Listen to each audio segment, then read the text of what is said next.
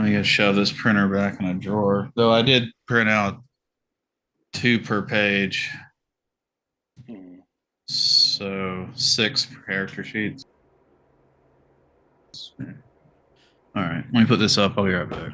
Oh, No, we just started. get out of here.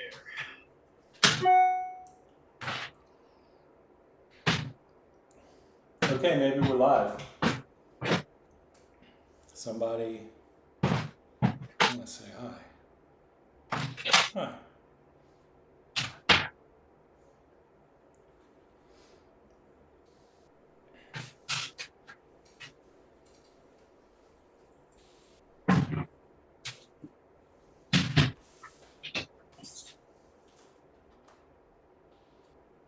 Okay. Okay, that's out. No, don't you give me that shit. Okay.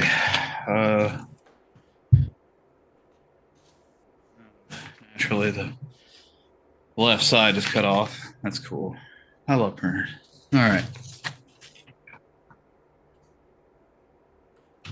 Okay. Good. All right. So, Herky McMaster, So, Survivor Corpse. we are fighting a lion. This is the setup, Are we fighting a white lion level 1 this time? level 1. So the difference between last time is toughness is now 8 instead of 6. Can you hear me? Yep. Can you hear me?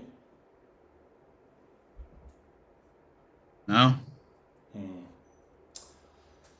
All right. I Hang on a sec. Hey, Josh.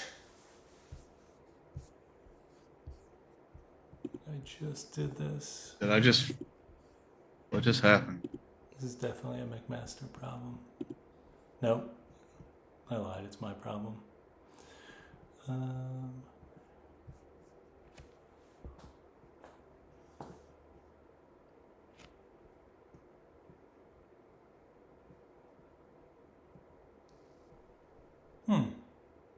Where did my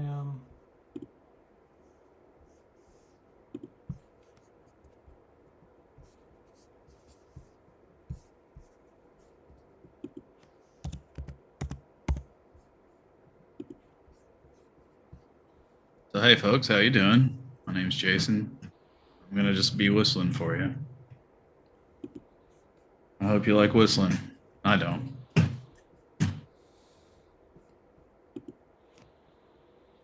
Hey Josh, how you doing? Can you hear me now? Oh my god. Sorta. It was real loud. It's real loud, but does it sound? Oh, now you're breaking up like a crazy person. All right. Like Darth Vader having a fit. All right. I just fixed this. What about now? Oh, that's better. Yeah. All right, whatever. Josh, can you hear me? The real question. I can hear you on the YouTube stream. We'll come over here. That sound any better now? Yeah, you're fine. All right. On the stream or to you? I mean, to me, hold on. I can turn myself up. Hang on.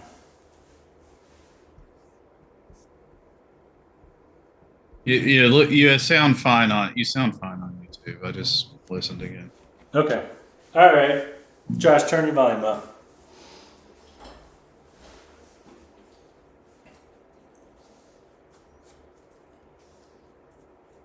All right. Let me find a card. Tall grass. Okay. So, as you may recall, we went on a hunt for a white lion, a level 1 white lion. Along the way, we met a troll bird, and we figured out, or the troll bird decided to distract the monster for us because I think you rolled a high number. Yeah. And so, thanks to Trollbird, we have ambushed the lion, which means we get to set up wherever we want on the board. Normally, there are like specified places where you have to put your characters, but now we get to ambush. We can put ourselves wherever we want, and we get to go first. So before we do that, we have to set up the terrain. So these are all the terrain tiles. The first thing we have is the 2 tall grass. Tall grass is good for us. It allows us to get +2 evasion when we're standing in it. So we're probably going to want to put our tank in the grass maybe and try to set it up so hopefully the lion attacks the tank in the grass. That's the best possible situation. McMaster was loud the other night and we turned him down, and then maybe I didn't turn him down. Maybe I have to turn him down again for this one. Let me see. Oh yeah, hold on. What if I do that? I don't. Let's find out. You're all trying to fucking silence me, so what do I know? That's the point, yep. So for the tall grass, I'm gonna say let's try to set up some grass here. And then we'll put some tall grass behind him, just in case somebody attacks from behind and he turns around and tries to whomp them. We're all going to attack from behind. Well, yeah, maybe most of us. Probably not the tank, but yeah, everyone else, if they can. Okay, so that's the tall grass. Then we have a survivor corpse, that is this thing. And that... someone is allowed to go search it during the fight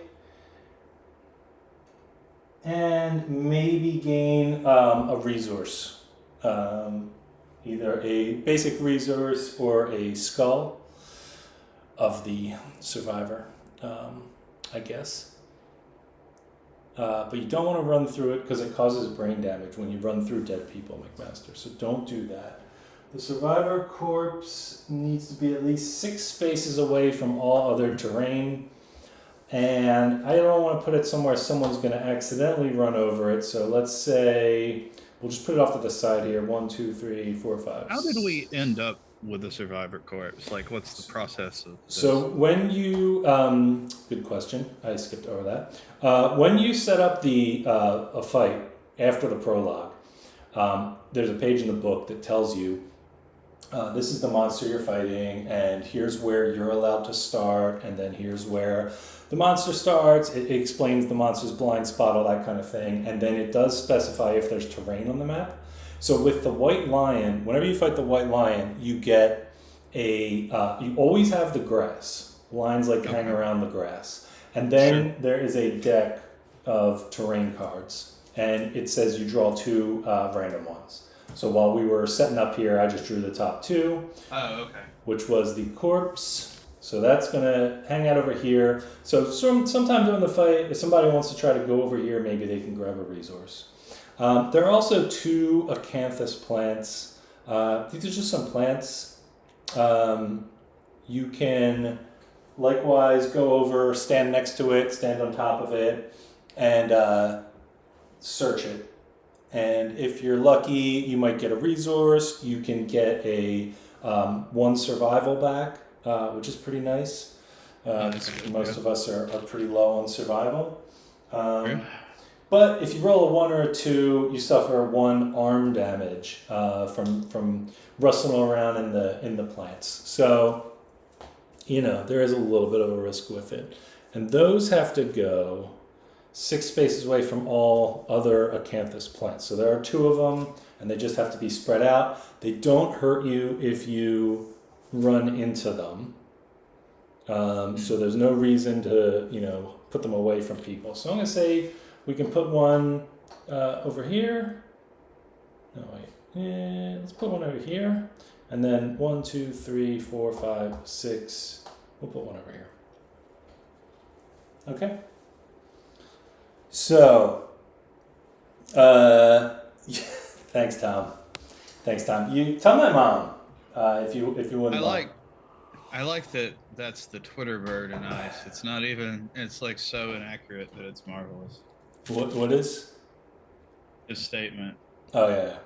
I've been parked on a screen of a Twitter bird in ice, which is absolutely not what you. Oh yeah. Oh man, I set that thing so long ago. Yeah, it's a League of Legends thing. Yeah. Yeah, I think sometimes YouTube doesn't auto start the stream. So if you join the stream early, it leaves you on the waiting screen until you refresh the page. Sorry about that. Yeah, still a lot to figure out here. All right, Herky McMaster, where do we want to start these characters off? Now, I did get you. I don't have an axe wielder, so your axe lady is still this same character from the other night. She has the red die next to her, but what's that? Can I see them? I haven't seen. Yeah, I don't know if you can put see them them on the very well. Zooms? Yeah.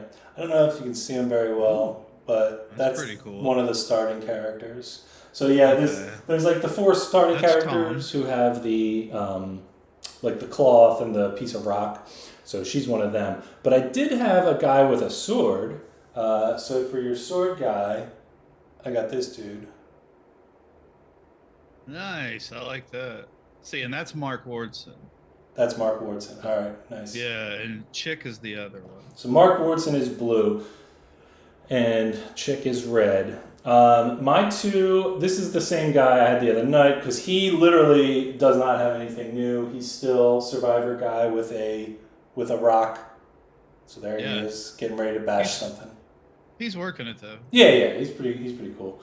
And then so this one was kind of, I had some fun with this one. So this game, you know about the armor sets, right? Where it comes with plastic versions of everything. Well, they have this one set where it's like the legs. Most of the legs are just like standing straight up, you know, and they're just like standing there holding their weapon, and that's it because they're interchangeable, so they have to kind of have a common pose. But there is one set of legs that's like meant to be someone like kneeling down on the ground, and a lot of people use it for like a bow, you know, an archer is like down on the ground shooting or something like that. But I decided to have some fun with it, so I made this character. Oh yeah. So she's got she's got she's got a giant club, which I don't actually have, but this is the typical like early game tank build I do, is like kind of like the rawhide set with a giant mace, and this is what I'm playing as tonight. So yeah. Nice, baby Mads. Tiny Mads in juice. Nice. So that. What about the lion? Since it did show up well, I want to see the lion. Oh, I you want to see the the strange. I want to see the weird hand that I cut off. Where's the hand? On his front, like his right hand is kind of like a human hand with claws on it. Oh, okay. Yeah, the strange hand. So that's the lion. Okay. I haven't painted any of these guys yet, but we'll see. I got some time off coming up. I might paint a little KDM. All right. So where will Mark Wardson start? I think for Black Friday, I'm going to try to pick this up if it goes on sale. Mm-hmm. Yeah, it usually does. Mark Wardson will start. I mean, both of them will start behind the line or near behind the line or something like that, so that they can reach for a back attack.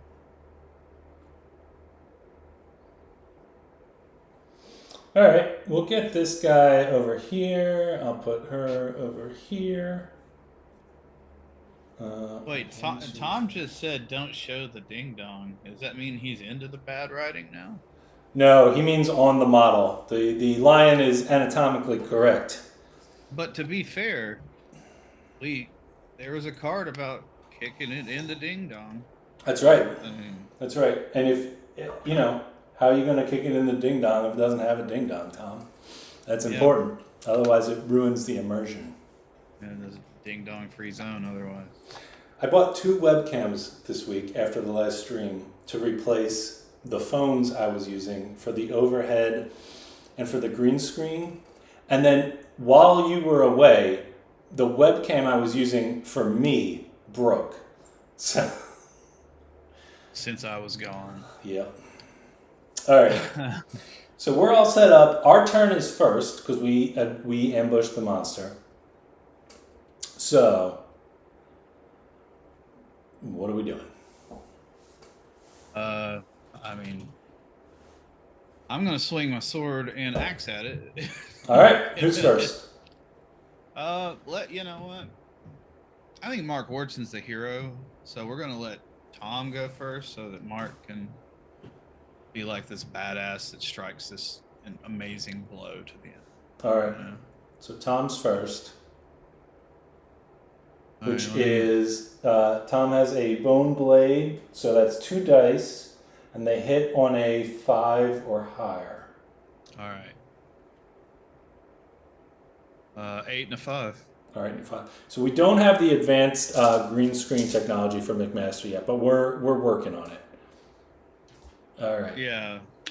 Sure. Well, you didn't get a trap. No, I did not. Right. Yep. So you have one card, the soft belly. The soft belly has no what's it called? Downsides to it. So that one's that's a free swing. And then you have the strange hand. Oh no! Wait a minute. The strange hand. That's the one with the permanent strength.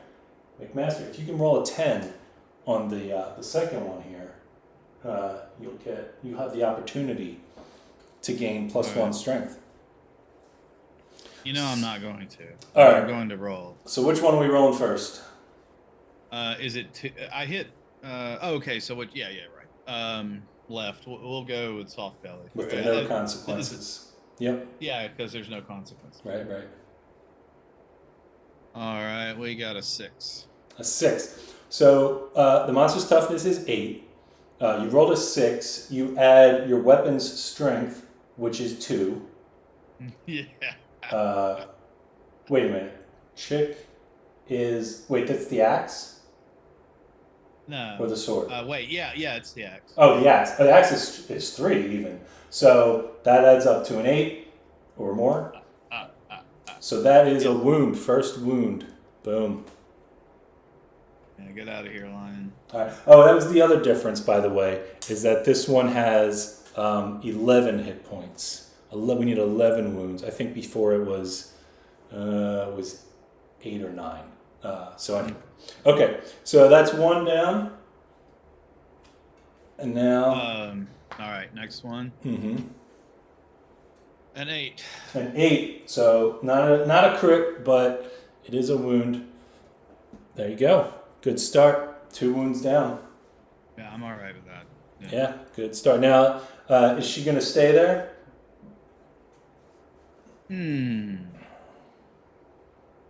Would it be bad to drop back just 1 space? Let's see. I don't think that wouldn't be bad. I would say the safe spots for the lion are essentially out of like the cross, going in any of the 4 directions around him. Oh, yeah. Typically. Because there's a chance, right, that when you attack with Chris, it turns and then charges forward. So if you really wanted to be safe... Oh, yeah, I'd go out to the left. Right. Yeah, I'll go out left 3 spaces. Or right, whatever. Right there? Yeah. All right. All right, Tom, you did some good work. Or, sorry, Chick did some good work there. Nice work. Don't want to ruin the fantasy. Yeah. So now Mark Warson, making the family proud. Or do you want to move up? He's got nothing, so if you want to go for it. If he goes in and misses and the lion runs away and you can't attack him, that's worse than the other way around. So I would say you go for it. All right, rolling 2 dice. You need a 5 or higher.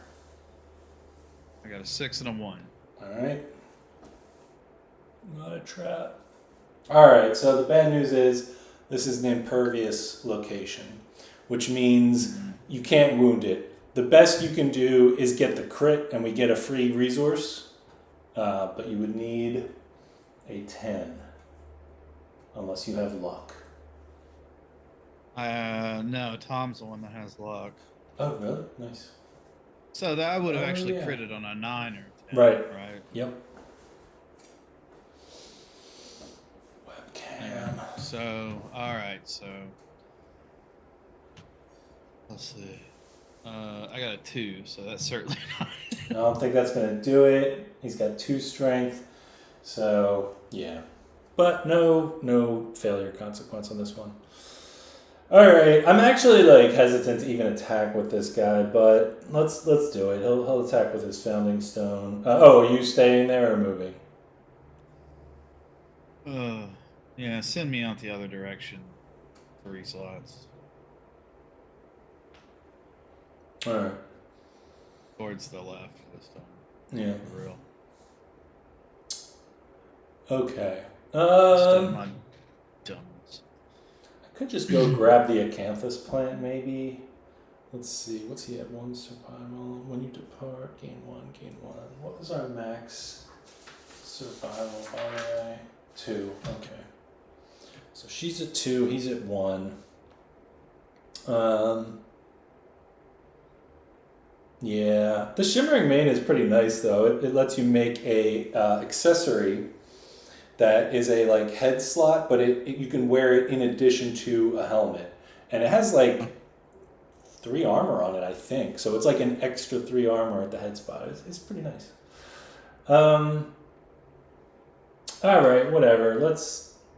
I really don't want to mess up the lion's position right now, so I'm just gonna go here, and I'm gonna search. No, you know what? I'll go here so I don't block you next time. I'm gonna go here and just search for this acanthus plant. So, so roll a 10. Here, should I roll on the green screen? Let's see. No, that's a bad idea. It's a 6. So a 6 says, find something tasty and consume it. If you do, gain a survival. Archive this terrain. Okay, so we got a survival.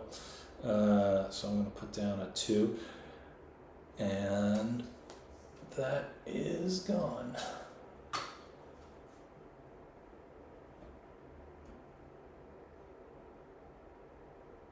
You and your survival. All right, now tank's up. So I'm going to use her rawhide headband, which we talked about last time, and that lets us look at the top 2 cards of the AI deck and put them back in any order. Okay. Oh man. No. All right. So the 2 cards we have. Unfortunately, Lick Wounds is one of them, which the lion uses to heal up its wounds. I'm not a fan of that card. And then the other one is Terrifying Roar. It's the best spot to see these, to really work on this glare. I hate these card sleeves. If it wasn't for the card sleeves, these cards would look great on the green screen. This is the only game I've ever sleeved because the cards in this game, the card stock is horrendous. The cards look very nice, but the cards, like, they stick to each other. They're very tough. Like, they're really hard to shuffle. So annoying. I really hate sleeves, so for me to sleeve this game, like, yeah, it's frustrating. Anyway, so Lick Wounds means he's going to run away. He's going to heal up a wound. I hate that. The other one, though, is that Terrifying Roar. It's where we all roll a die, and if we roll higher than like a 2, we get knocked back 6 and take brain damage. Yeah, it's ridiculous. And then he attacks somebody. Like, I hate this card. So what I want to say is, I hate both of these cards. What I want to say, though, is if we put Lick Wounds on top, let him run away and do his nonsense, and then the next wound we get, hopefully we'll be able to like knock that Terrifying Roar off the deck. Yeah, I hate that this time. Yeah. All right, so if he's gonna if he's gonna Lick Wounds, blah blah blah, for full move directly away from all survivors. And then it goes back on the top of the deck. He just keeps doing it. Until we wound him. Yeah. No. Well, maybe we can do 2 wounds or something next round. Yeah, we have to get to him though. So I think the best thing, since you guys are, because you're so off to the side that I don't think you're going to be able to get to him in the next. So where's he gonna run?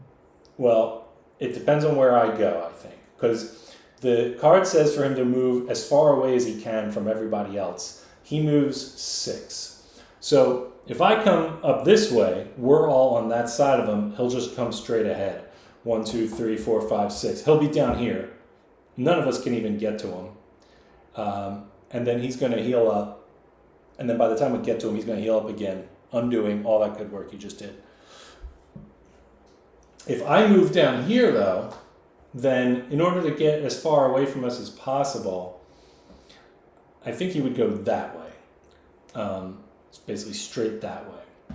Because of the fact that you're kind of equidistant on either side of him here.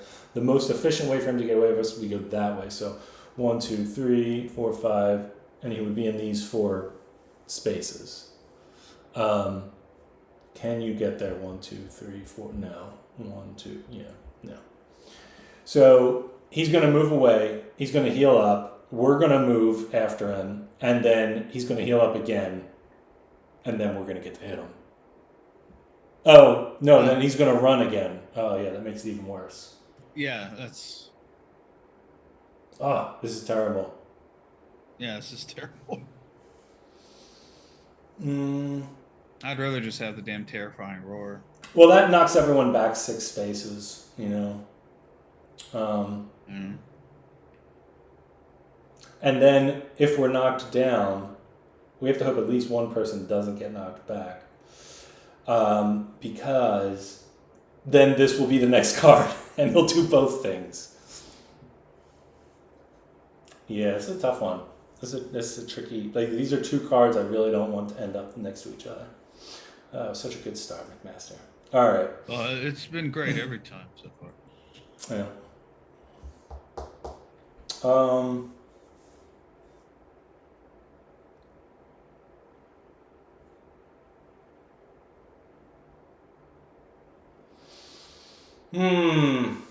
All right.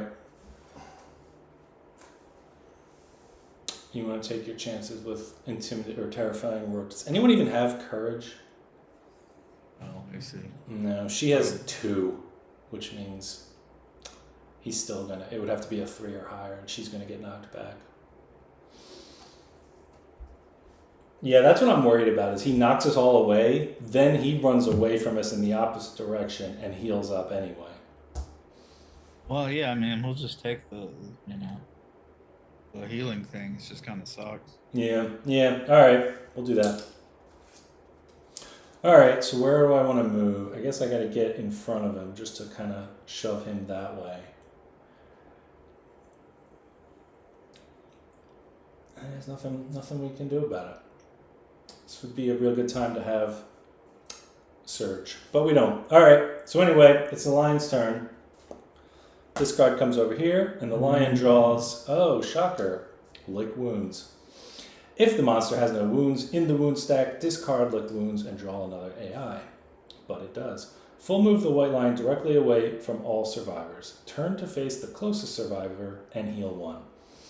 1, 3, 4, 5, 6. It is now facing the closest survivor. And heal 1. I forget when we heal, where does the card go? Does it go on top?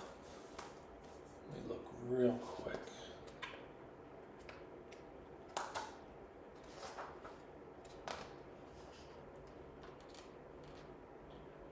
Heal X. Return cards from the wound stack to the bottom of the AI deck. All right.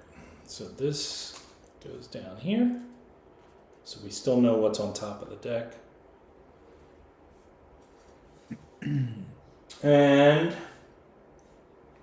then return this to the top of the deck. All right, so we know that's what he's doing next turn, unless we stop it, which I don't think we can. 1, 2, 3, 4. Oh, he can get a hit, maybe.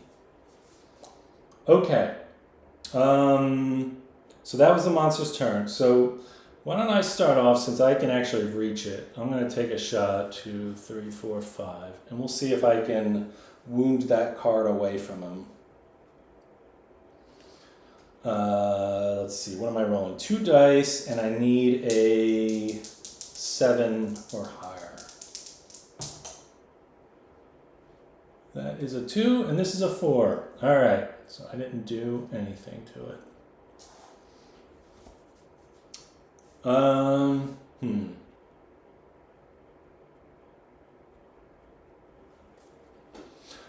All right, so we know that the next card it's going to draw is the card that tells it to run away from all of us. So we should position ourselves to kind of push him, where we want to go. Sure. So what do you think? Where do you want to go with these? I don't know. Do I want to move forward 2 on each? Would that? But I don't know how he's going to react. I don't. Well, he's going to try to get as far away from us as possible. So if you go, I guess, let me move the dice. If you go like up there, right? Right. It'll run past us. Well, then I'm still down here. But if you run and hide, or if you go up to the next bush or Directly whatever. away from all. Yeah, that's what I might have to kind of come to the side a little bit, and it'll go over here. Basically, what you have to look at is from where it is. If you moved 6 spaces, what's the spot that gets you kind of the farthest away from everyone else? So either we kind of all spread out, and then. I mean, as it is right now, it would just go left. It would go probably out there. Yeah. Yeah.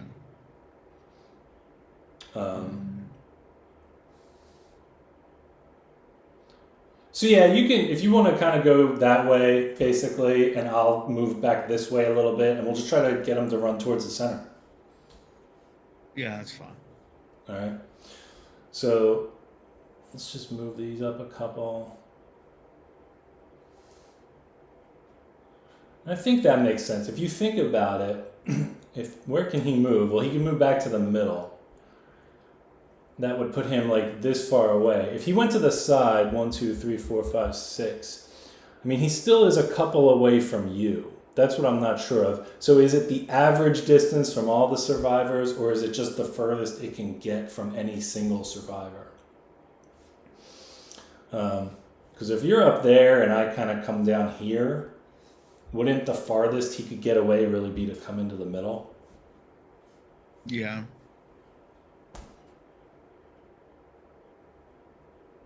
If he came into the middle, then he'd be 4 or 5 spaces away from you. Yeah.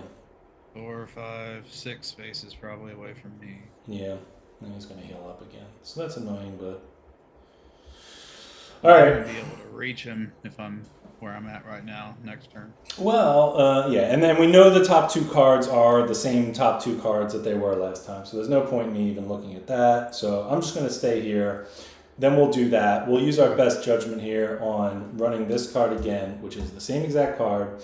So get him as far away as we can.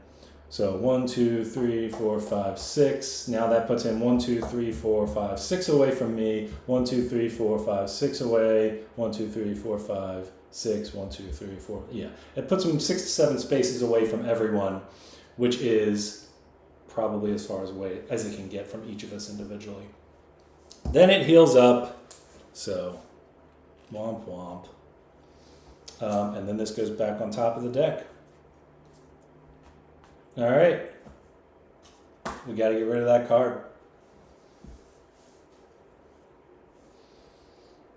Chris. Word. All right. Now what can we do? 1, 2, 3, 4, 5. This is about as close as you can get. Again, this guy actually has a shot. So 1, 2, 3, 4, 5. Because you can't. 3, 4. Yeah, you can't quite get there. So he'll take a shot from behind. He needs, what did I say? 7 6s because he's hitting from behind. So 6s hit. 8 and a 5. Please not a trap. Alright, so this one is if I fail, he's going to attack me with his basic attack. At least I'm in the grass. So to hit him, I need a 7, I think. Yeah. That's a 1. So the lion will turn and attack me using its basic attack. It rolls 2 dice and hits on a 4 or higher because I'm in the grass. 2 and a 9, so 1 hit. That's bad. Yeah, that's not. 1 hit isn't too bad. I mean, I can survival it. So it's a hit to hands. So it'll be just a light injury to hands for Mr. Solaire. All right. Well, I didn't wound it, but now we can try to get back in place. So next turn, what it's going to do is it's going to draw that card again, but it doesn't have any wounds, so it's going to discard it and draw the next card, which is the one that knocks us all back 6 spaces. So there you go. Where would you like to be when that happens?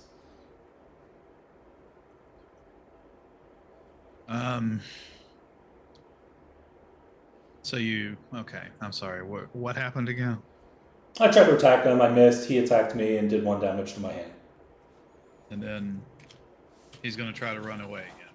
No, because he's already healed up. So there's nothing more for it to heal. Oh.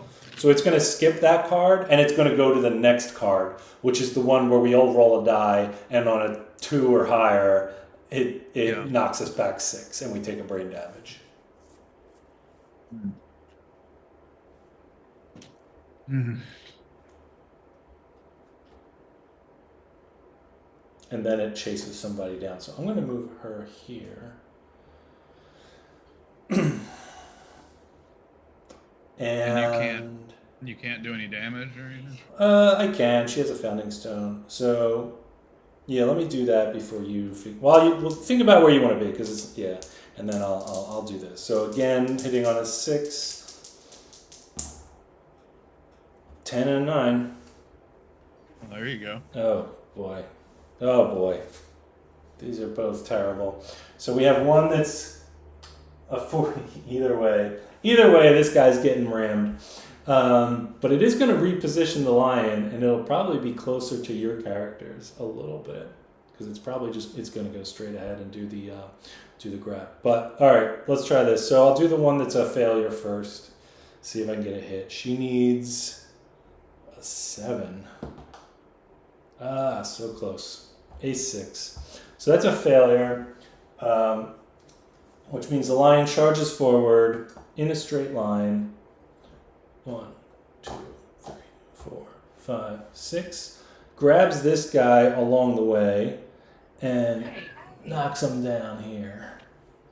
And then he's going to suffer 1 damage to his head. No. You love that shit. Exploding heads coming up. All right. That's where it is. Actually, now you can there you go. I set him up for you. I put him right, now you can actually get to the lion. Oh, so we're going to. There we go. If you can wound him, we could get rid of that lick wounds card and potentially even the knockdown card. Okay.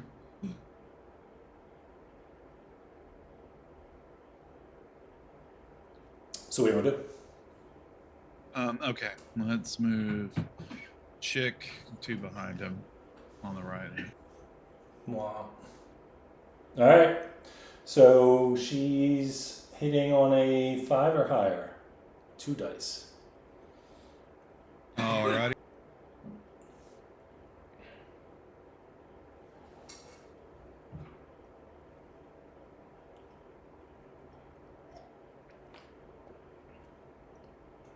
Two and a 1. That's not great. No. All right. Really not. You want to try with Mark? Oh yeah.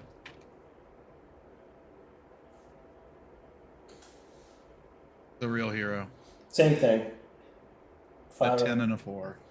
All right, it's 1. Ugh. Which card do you think this is, McMaster? Is it the trap? It is the trap. Jesus Christ. Yep. All right. Where? You've been trapped. Oh, Jesus Christ, man. 2 dice. Hitting on 2 or higher. Okay.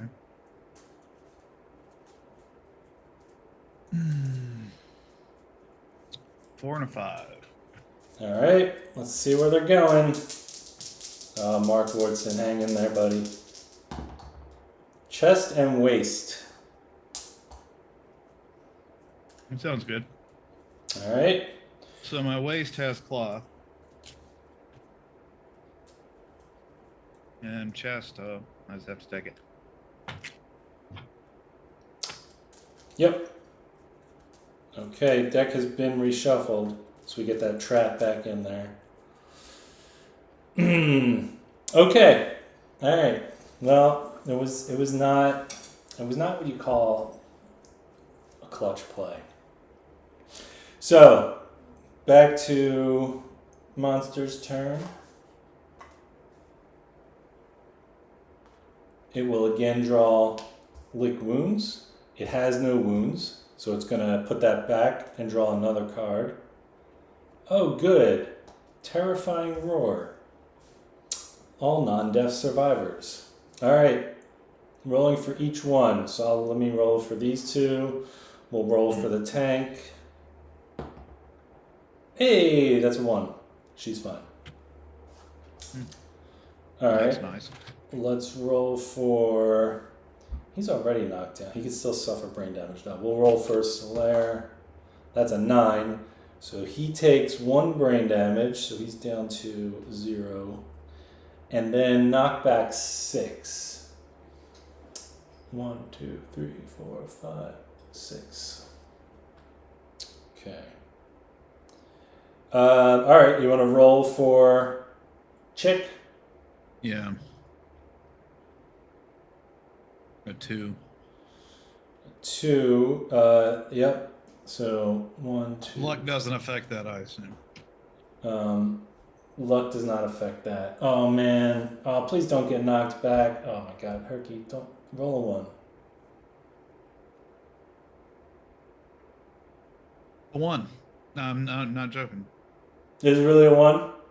Yeah. Get out of here. Mark Wardson, the hero, dodging, not intimidated by the terrifying roar. Chick does take a brain damage, but Mark doesn't. I mean, that's just going to happen. Yeah. Yeah, because if Mark had been knocked back, he would have been knocked back into me, and then we both would have been knocked down on top of it. So that's not great. So does that brain damage is the insanity one, right? Brain damage is the insanity one.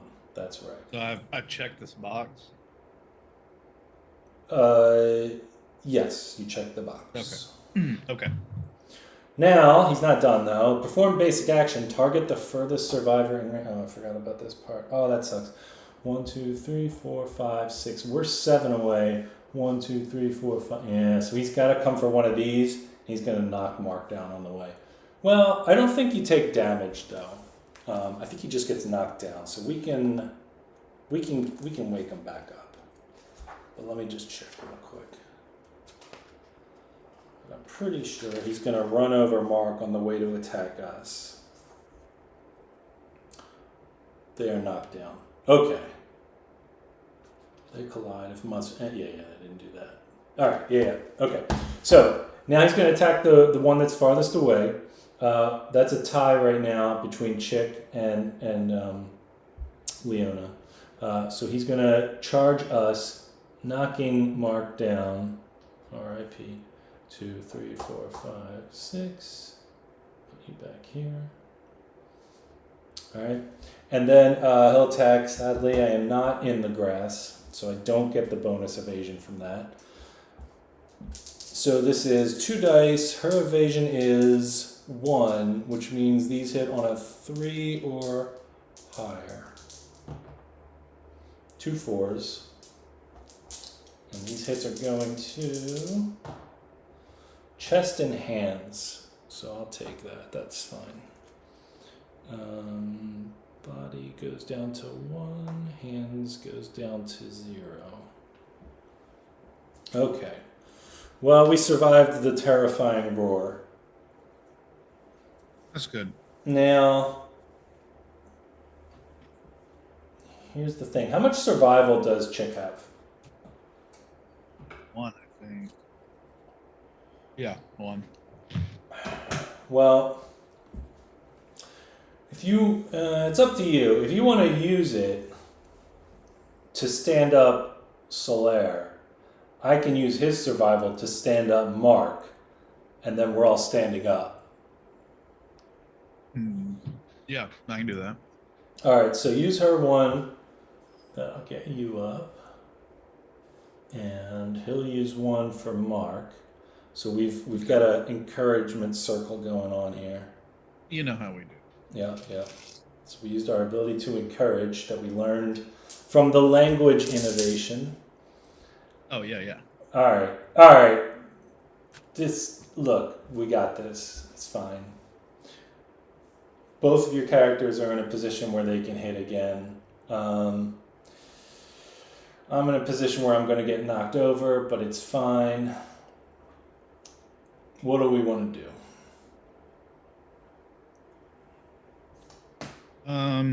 Well, I guess I'd want to move Chick around behind him.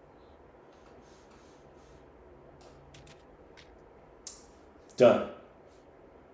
Time for some sword swinging. Or axe. Hits on a 5. A 10 and a 5. That's 2 hits. Oh no. Alright, don't fail. Oh, God. So you have one freebie, and 1, if you fail, it's going to charge forward.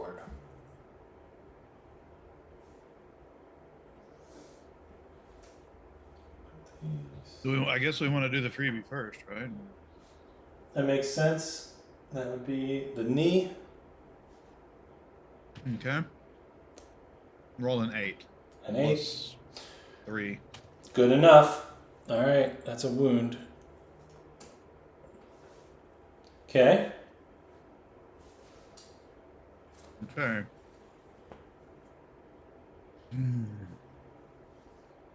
A 3. It's not enough. No. This lion. Why? Alright. 1, 2, 3, 4, 5, 6. Womp.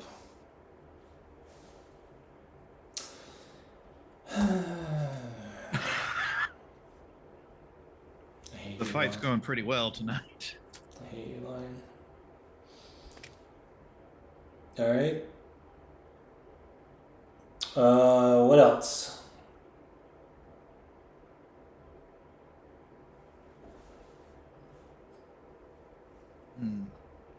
Well, since I can't reach the lion now, I guess I'm gonna move Mark forward towards the lion 4 spaces. Here? In the grass? Or here? Because there's a chance it's going to want to turn around and go at you. Okay. So you can stay in the grass. Yeah, I'll do that. I'll stay on the grass. On the grass. Okay. So that's everyone. No tank turn. Okay. Monster, what do you got? Claw. The claw. Closest threat facing in range. There are no threats facing. Closest threat in field of view. That's going to be one of you guys. Even if we're in the bushes? You are in the bushes. Yeah, you're in view. You're just, you just have higher evasion. So 1, 2, 3, 4, 5, 6. Yep. So he's going to target either Mark or Chick. Your choice. Probably Mark. Okay. This Chick's already taken some damage.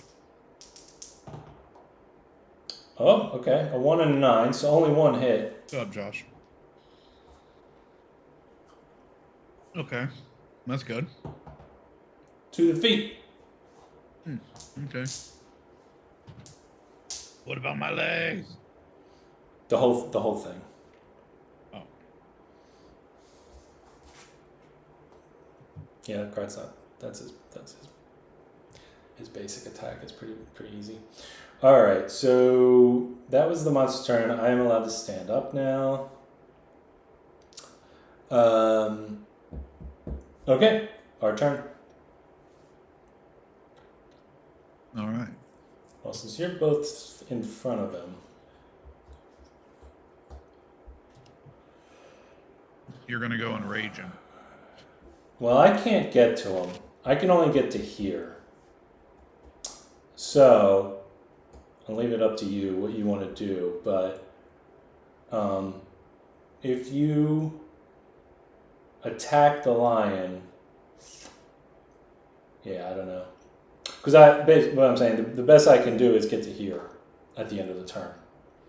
And so if you come around back and attack him, that's fine. It's just that be prepared. Well, actually, no. You be.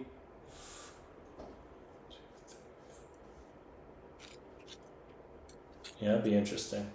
You might want to attack him on the sides this turn. I want to attack him on the sides. Is what you're saying? Maybe because no, actually no, that's not good either. No, it's all bad. What I was thinking was if both of your characters come around here, right, and you attack him from here, and like let's just say everything goes great, and he stays right where he is, and you're just here. In that case, and I moved up to here. If it says like closest threat in field of view, that would be me, but it would charge over you to get to me. No, you know what? That's fine. You know what I can do? I'll do this. I'll just go 1, 2, 3, 4, 5, and I just won't move her up as far so that he's the closest. So worst case is he'll just go after that guy. Oh. Let's say that. All right. So yeah, I'll do that, and then I'm going to save her for last. Why don't you do your thing, and then we'll figure out what the tank does. All right. Flip me around there. I know, Tom. Which one? I want my bow. Chick. Doop, doop, doop. I even have a bow character all made up, Tom. She's ready to go. The mini. Okay. All right, rolling.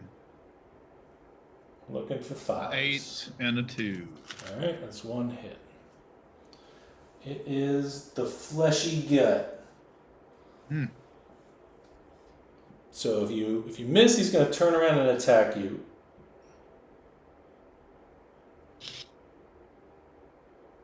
An 8. All right, that is not a miss. So we get another wound, and this goes back. Yeah, there's a few things from this lion that would be a huge help. If we can beat this lion, we'll get to see them. All right, that was Chick. Okay, what's Mark doing? Same thing? Yeah. Or No, 5 and an 8. too fast. So that's 2 hits. Oh god, no trap. Oh no. Oh no. Okay, well, it could be worse. All right, here's the thing. You got the impervious one again, so you get another shot at that. Can't wound, but maybe we can get the fancy maim. The other one is a reflex, so no matter what, the lion is charging forward, but no one's there, so it's not that bad. So It's like the reflex. you want to do the reflex first? No. I was just making a comment that it's like the reflex. Yeah. A chance of finding treasure in the dark. Yeah. All right. So you're trying for the main first? Yeah. All right. All right. I rolled an 8, which of course is not enough. It's not enough for the crit. That's right. Are you using a web page to roll dice? Yeah. Oh my god, this guy's not even rolling dice, Tom Chick. Does any of this count? Okay. Now you're going for the tail. Okay. Yeah. You need 10. I got a natural 10. Wow. All right. Yep. What's the crit on this? The critical wound. That does cancel the charge, so nice job. So he won't charge for it. Nice. The white lion's tail is destroyed, ruining its finely tuned balance. The white lion gains -1 accuracy token. Hey, look at that. So now it's harder for the lion to hit us. It's still pretty easy for the lion to hit us, but that's not bad. We'll take it. -1 accuracy goes over there.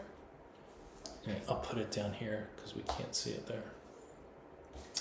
And was there anything else? Gain a white lion or gain a lion tail, white lion resource. So there we go, free resource. Yeah, once you can sort of reliably get crits, it's a huge benefit because you just gain so many more materials. Yeah. Basically treating these things like pinatas, beating the resources out of them. All right, so we'll put that here. Nice. Like a Yakuza game. Yep. All right. Or whatever, like a dragon now, or whatever it is. Yep. All right. So tanks left. So let's look at the AI deck, see what's coming up. Why is this card? This card's in upside down. Ugh, grass. That's not a fun one. Ugh. Grasp and claw. Claw is his standard attack. Grasp is a tricky one because if he hits you, he then grabs you and runs away. Which is going to attack the closest survivor in range, not in field of view. So actually both of yours are targets in that case. Good. Like it. Yeah, well, you know what? It's okay. I think we're going to put... I mean, claw is a pretty... Yeah, we could get rid of grass. Sorry, I'm shaking the table here. We could get rid of grass, but if we put claw on top. Okay. And claw would fight... Let's see, who would he go to? Closest threat field of view. He would go to this guy. He would swing twice. And then we could try to get grasp out of the deck. Or the other option is you let grasp attack you. Does Mark have any survival? I think so. I mean, everybody should. Yeah. No. Yeah. Chick shouldn't because she used hers. No. Yeah, I know. But like from the beginning of the fight, I mean, right. From like. Well, I just couldn't remember if he had used any. So if he has a survival, grasp is only one attack, so he could just dodge it, which means the lion would turn, he would attack Mark. If it's a hit, Mark could dodge it, and then nothing happens. Yeah. Okay, that's fine. But no, you know what? We'll do it this way. We'll do it fucking live. Yeah, we'll do it live. Fuck it. I'll write it myself. We'll do it live. This is a token holder, Tom. That I got. This is just a 3D printed one off of Etsy. I don't know. It's probably like $5 or $10. There's a good bit of Kingdom Death stuff on Etsy, and it's got all of the modifiers, the endeavors, and then it's just got a tray of random. I just put the bleeding tokens and the priority token in it. Yeah, that's it. There's another version they make because some people like to put these in those coin capsule holder thingies. Yeah. So they make a bigger version for that, but this actually fits pretty nicely, like right in the box, and yeah, I like it. You can go like, what's in the? That's what's in the box. Okay, so claw happens. Closest threat facing in range. Closest threat in field of view. So that's going to be boop boop. This dude right there. 2 attacks. Oh, he's going after your guy instead of mine? Yeah, decided to go the other way. All right, a 1 and a 5, so that's not too bad. 1 hit, yeah. And let's see where it's going. Not head, please. Of course it's head. Of course. Well, that's all right. He still has 1 survival left. I'm going to use it. So, there we go. He dodged it. He's a survivor. So annoying. All right. So now the card on top is that grasp card. So it would be nice to get rid of that. Get rid of that one. Yeah. I really. Oh, did she go last turn? I didn't move her up you last didn't turn. move her at all. Yeah. Because I looked at the cards and I went 1, 2, 3, 4, 5. Yeah. You And right I- behind Mark. Yeah, I would have moved her up here because I knew that the lion was going to this guy, so there's no problem with me getting this close. Okay, so that was the monster's turn. It is now our turn. Uh-oh. Why Uh, don't you do your turn then, or part of it? With this 'cause guy? I always go first. Yeah. I just put it right in the box, Tom. It fits. I put like there's. Oh, actually, yeah. The newer version, like the 1.5 version, comes with an insert that holds a lot of the cards and stuff in the game, and then I put the board on top of that, and then there's just a big empty space on top for the book and all that kind of stuff. I just put that tray in there. I mean, if I I think somebody on Etsy would just print me a copy of Kingdom Death it's a lot for it's a like lot to print. $100. It's a lot to print. He's up there. Let me try. Yeah, this hits on a 7 or higher. I don't even know if I want to hit with this guy. Oh, all right, we got a 9. Oh, this one's fine. Okay, fine. If I fail, he jumps away from me and basically goes like that. So fine, whatever. Maybe I won't fail, but probably. A 7, and he's got 1 strength from the Founding Stone, so yeah, that's actually a hit. So there we go. Got rid of the grasp card. All right, nice. Did not fail. All right, you are up. And we don't know what's on the deck. Do you want your tank to go so we can figure it out? No, I usually like to go last, so I can see what it's going to do the next turn, and then try to position. That's a good point. All right, slide Chick up behind him there. You want to go up here? 2 dice, hitting on 5s. All right. Let me find the place I have that. There it is. 2 dice. 3 and 5. A 9 and an 8. No, now I won't wound with either, but. Okay, well, there you go. Alright, you got 1 on a failure, he's going to turn and attack you. The other one, no failure consequence. Oh, okay. That's not so bad. All right, well, I guess let's do the no failure consequence first. Mm-hmm. 3, which that's not enough. That's not great. It's not great. Okay. But that's okay. Nothing happened. All right. Alright, how about this other one? A 6. Alright, that'll Plus work. 3 is 9. That's right. You only needed 8. You overachiever. This card is out. Okay. What is that from, Tom? In the ear. Isn't that from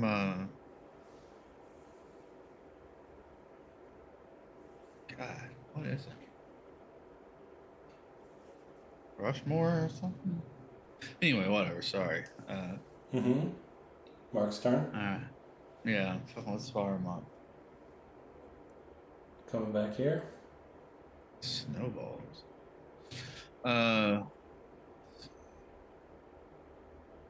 It's an 8 and a 6. Fight Club, okay. That's right, he throws that wild swing. Yeah. Alright, so you do have a failure. He's going to charge forward. And then the other one, no reaction on it. Okay. I'll just do the no reaction first, obviously, so I can get my smacks in.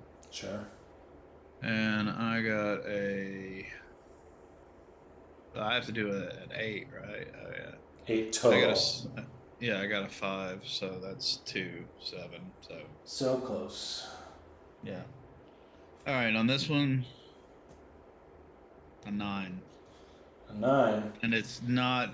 If that had been on Tom, that'd have been awesome, but it wasn't. Not a lucky 9. That's still a wound. I'll take a wound. At this point, whatever gets us out of this fight.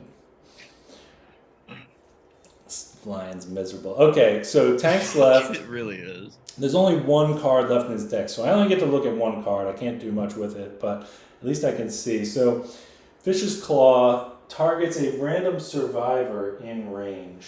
So that's kind of annoying. Well, there's a lot of us in range. We're all in range.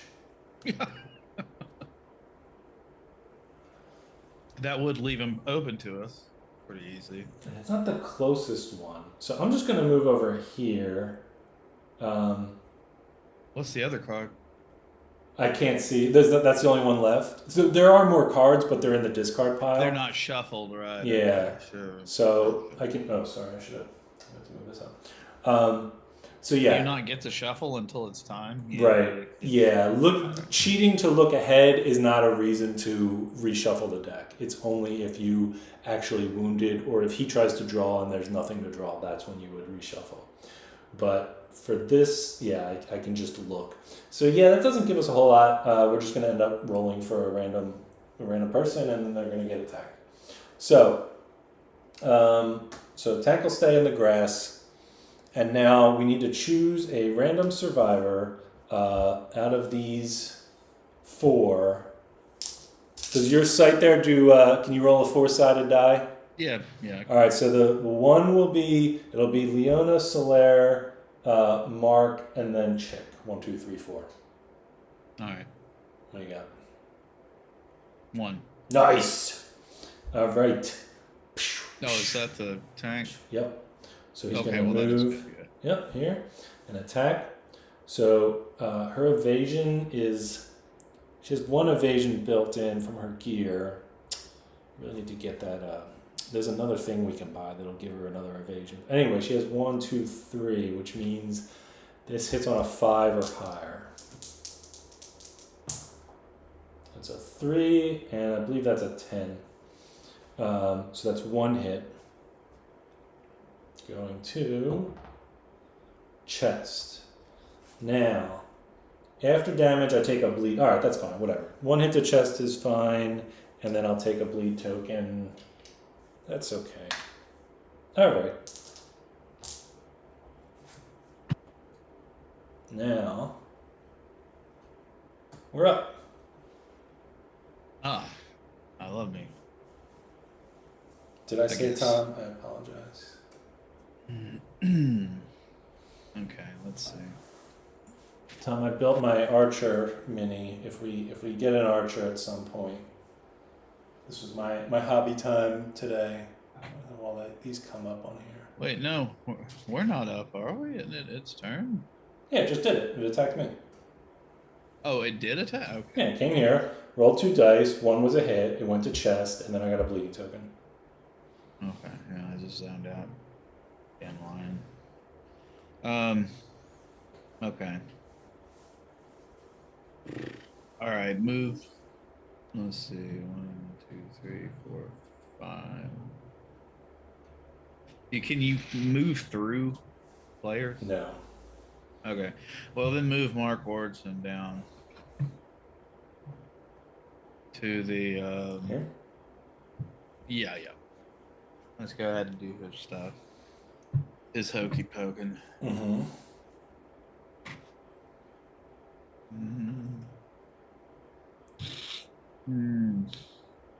A 6 and a 2. That's 1 hit. Okay. To the fuzzy groin. Oh, there it is, Tom. There's Tom's card. Your All favorite. right, let's see. Favorite good writing. A 7 plus 2 is 9. So Yeah. right in the dinghy. There you go. All right. This one, you kind of don't want to crit. I mean, it sounds like a good idea. But when you, if you crit the lion right in the ding dong, Yeah. you receive the priority target token, which means the lion is going to attack you. Normally, the way the priority target works is the next time the lion has to like choose a target, you just ignore all the text of the card and it goes at you. But in this case, you keep it until the fight ends or you're dead.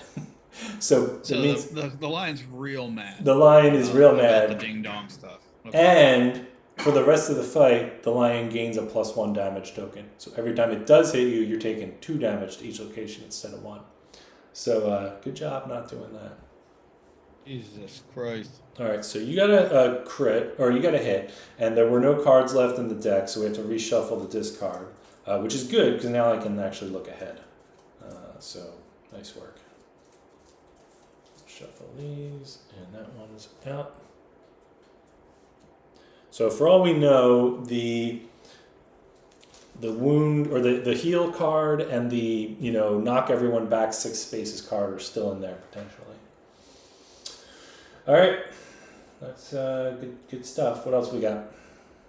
How many cards do we have left? Were you allowed to know that? Yep, there are 4 in the deck, and then we would need to hit 1 more after that. Right. But if it doesn't have those 4, it just does a basic attack. So realistically, we just want to get the 4 as quickly as possible to stop the craziness. Okay. Yeah.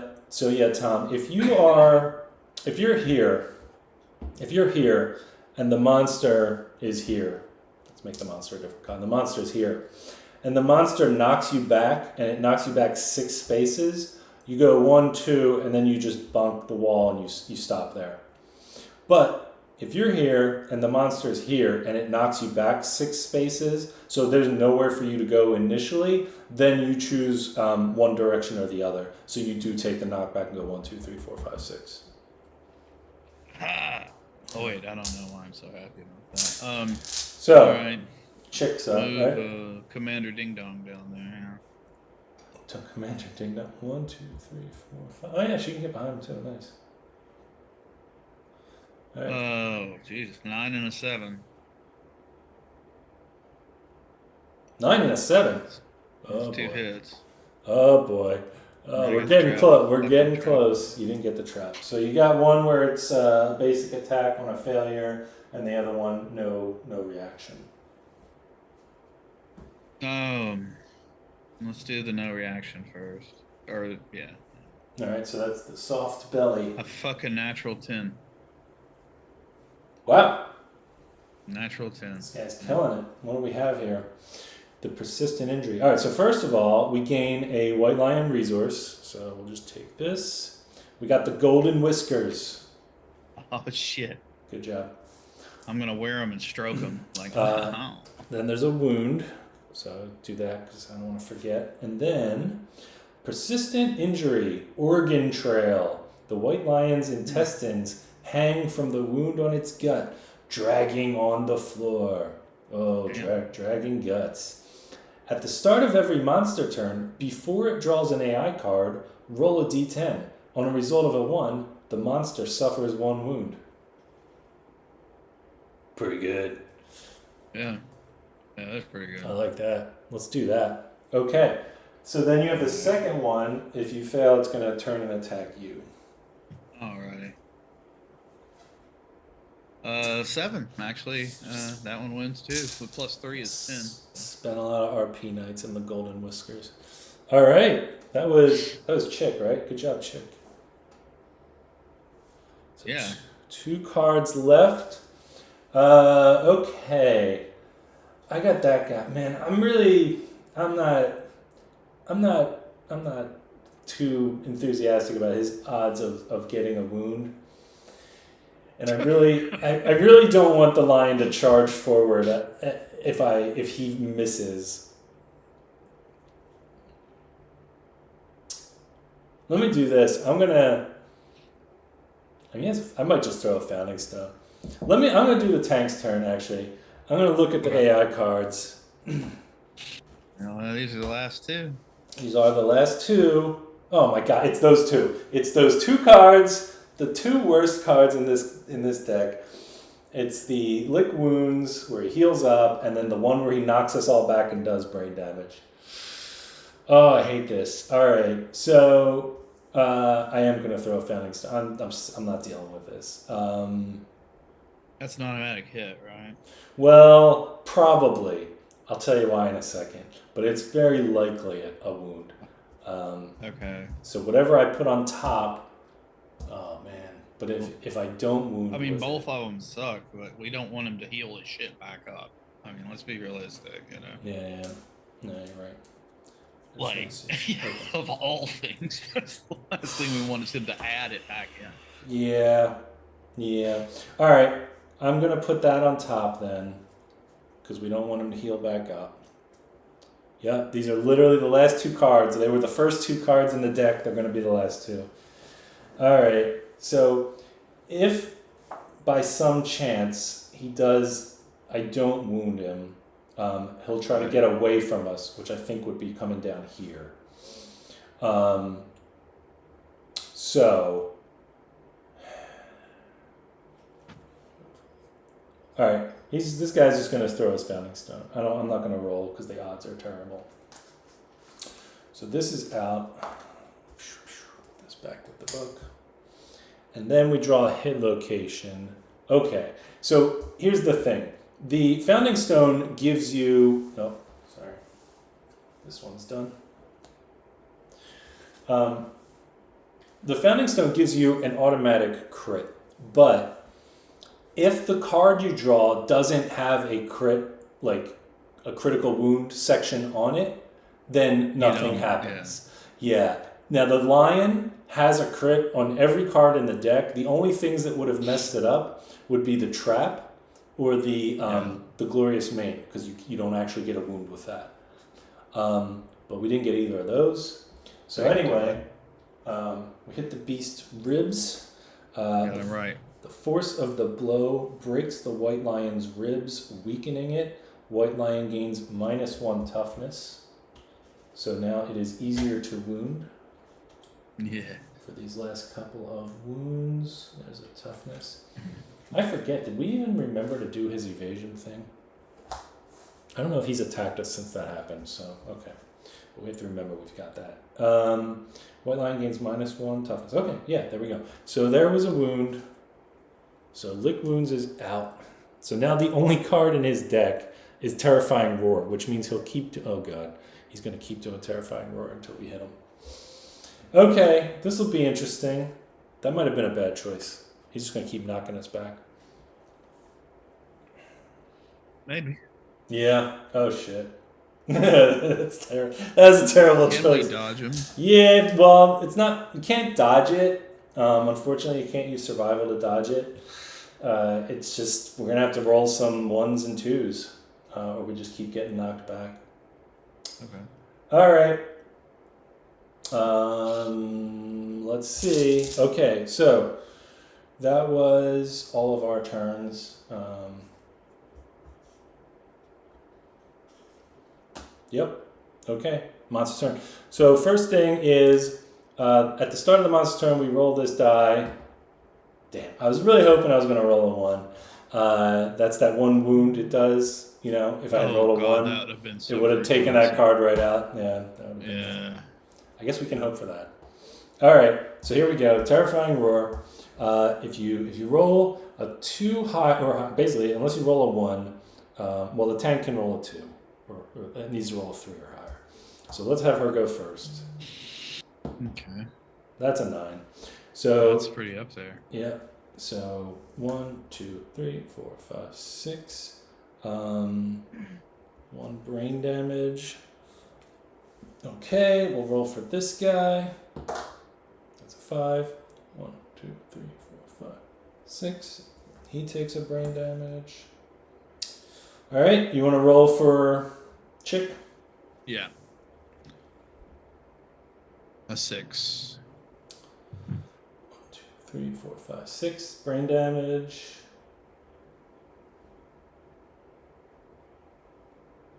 Let me mark that. Can I use insanity? Yes. Oh, okay.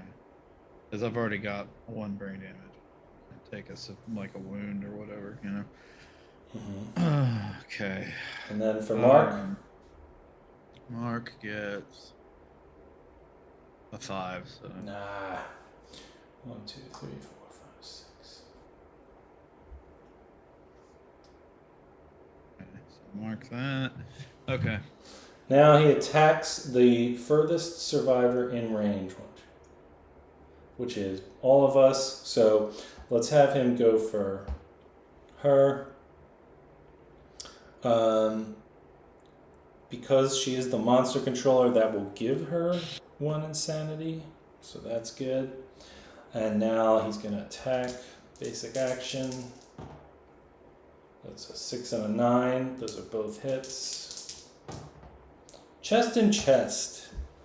Oh, like that. All right. I'll take 1, and then I'm going to use a survival. And because she has the full set of rawhide armor, she has a special ability. When she uses survival, she can roll a d10. And on a 6 or higher, and that's a 7, she gets the survival back. Oh, hey, that's really good. Yeah. So she'll do that. And then this is just in his discard pile, and now he's going to do that every turn until we can wound him again. All right. Well, you know what you have to do.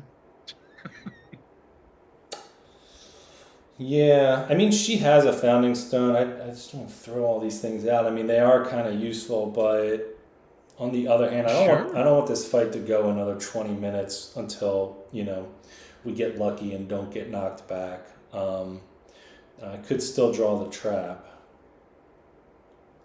but Yeah. 1, 2, 3, 4, 5. I'm gonna move back to here. All right, and we'll throw her founding stone as well. Not a trap. That's the trap. Yep. Jesus Christ. Yeah, of course. Basic action. Boom.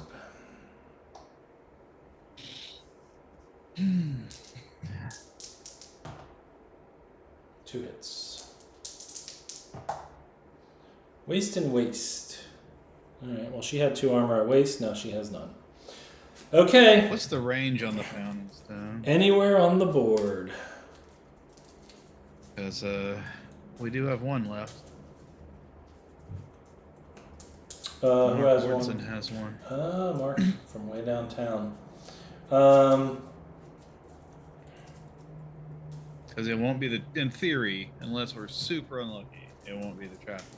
Or the main. There's 2 cards in this deck that could foil it. Okay. Alright, you want to do that? Yeah. Alright. So we'll get rid of Mark's. Yeah, this is pretty lame, throwing 3 founding stones at a level 1 lion, but whatever. It's okay. Very expensive. Not a trap. So this is the Beast's Maw. So it's an automatic critical wound, which will get rid of 1 card. And this is a permanent injury to the lion. The blow destroys the white lion's jaw. Persistent injury. No jaw. Roll a 1d10. Roll a 1d10, Herky. Okay. Okay. A 2. A 2. Nothing happens. But that's okay. Because now it's down to 1 hit point. Oh, yeah. Okay, so that was move Mark. Chick forward all the way. You can move him too. Like he. Oh yeah, right. Move them both all the way up. Yeah. Or should I? Oh, I can't stop and check that thing, can I? No, you could stop here. Or you can come 1 more spot forward if you're more interested in getting to the lion. That's up to you. I don't think I can get to the lion either way, actually. Well, you can't get to him, but if you want to get close, so yeah, you basically you can stay here and search this thing next turn, or you can just go there. I'll do that. I'll stay there. Here? No, or next to it, so I can search Okay. it. Yeah. Okay.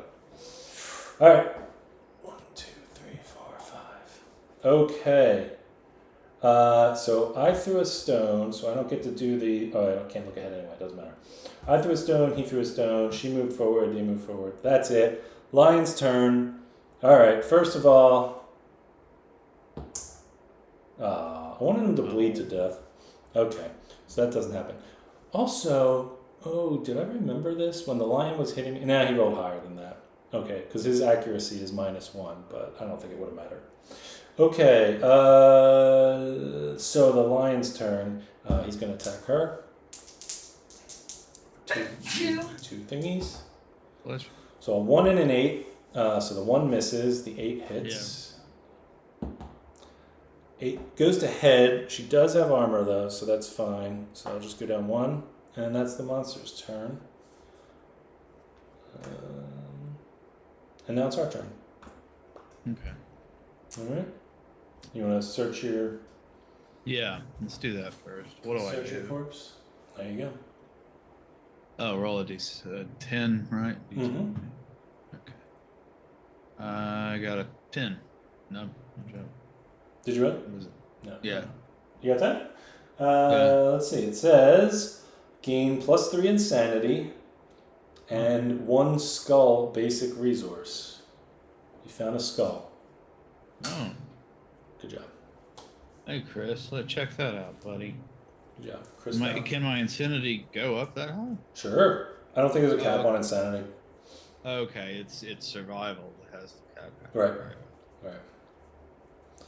So there's a skull. Good job.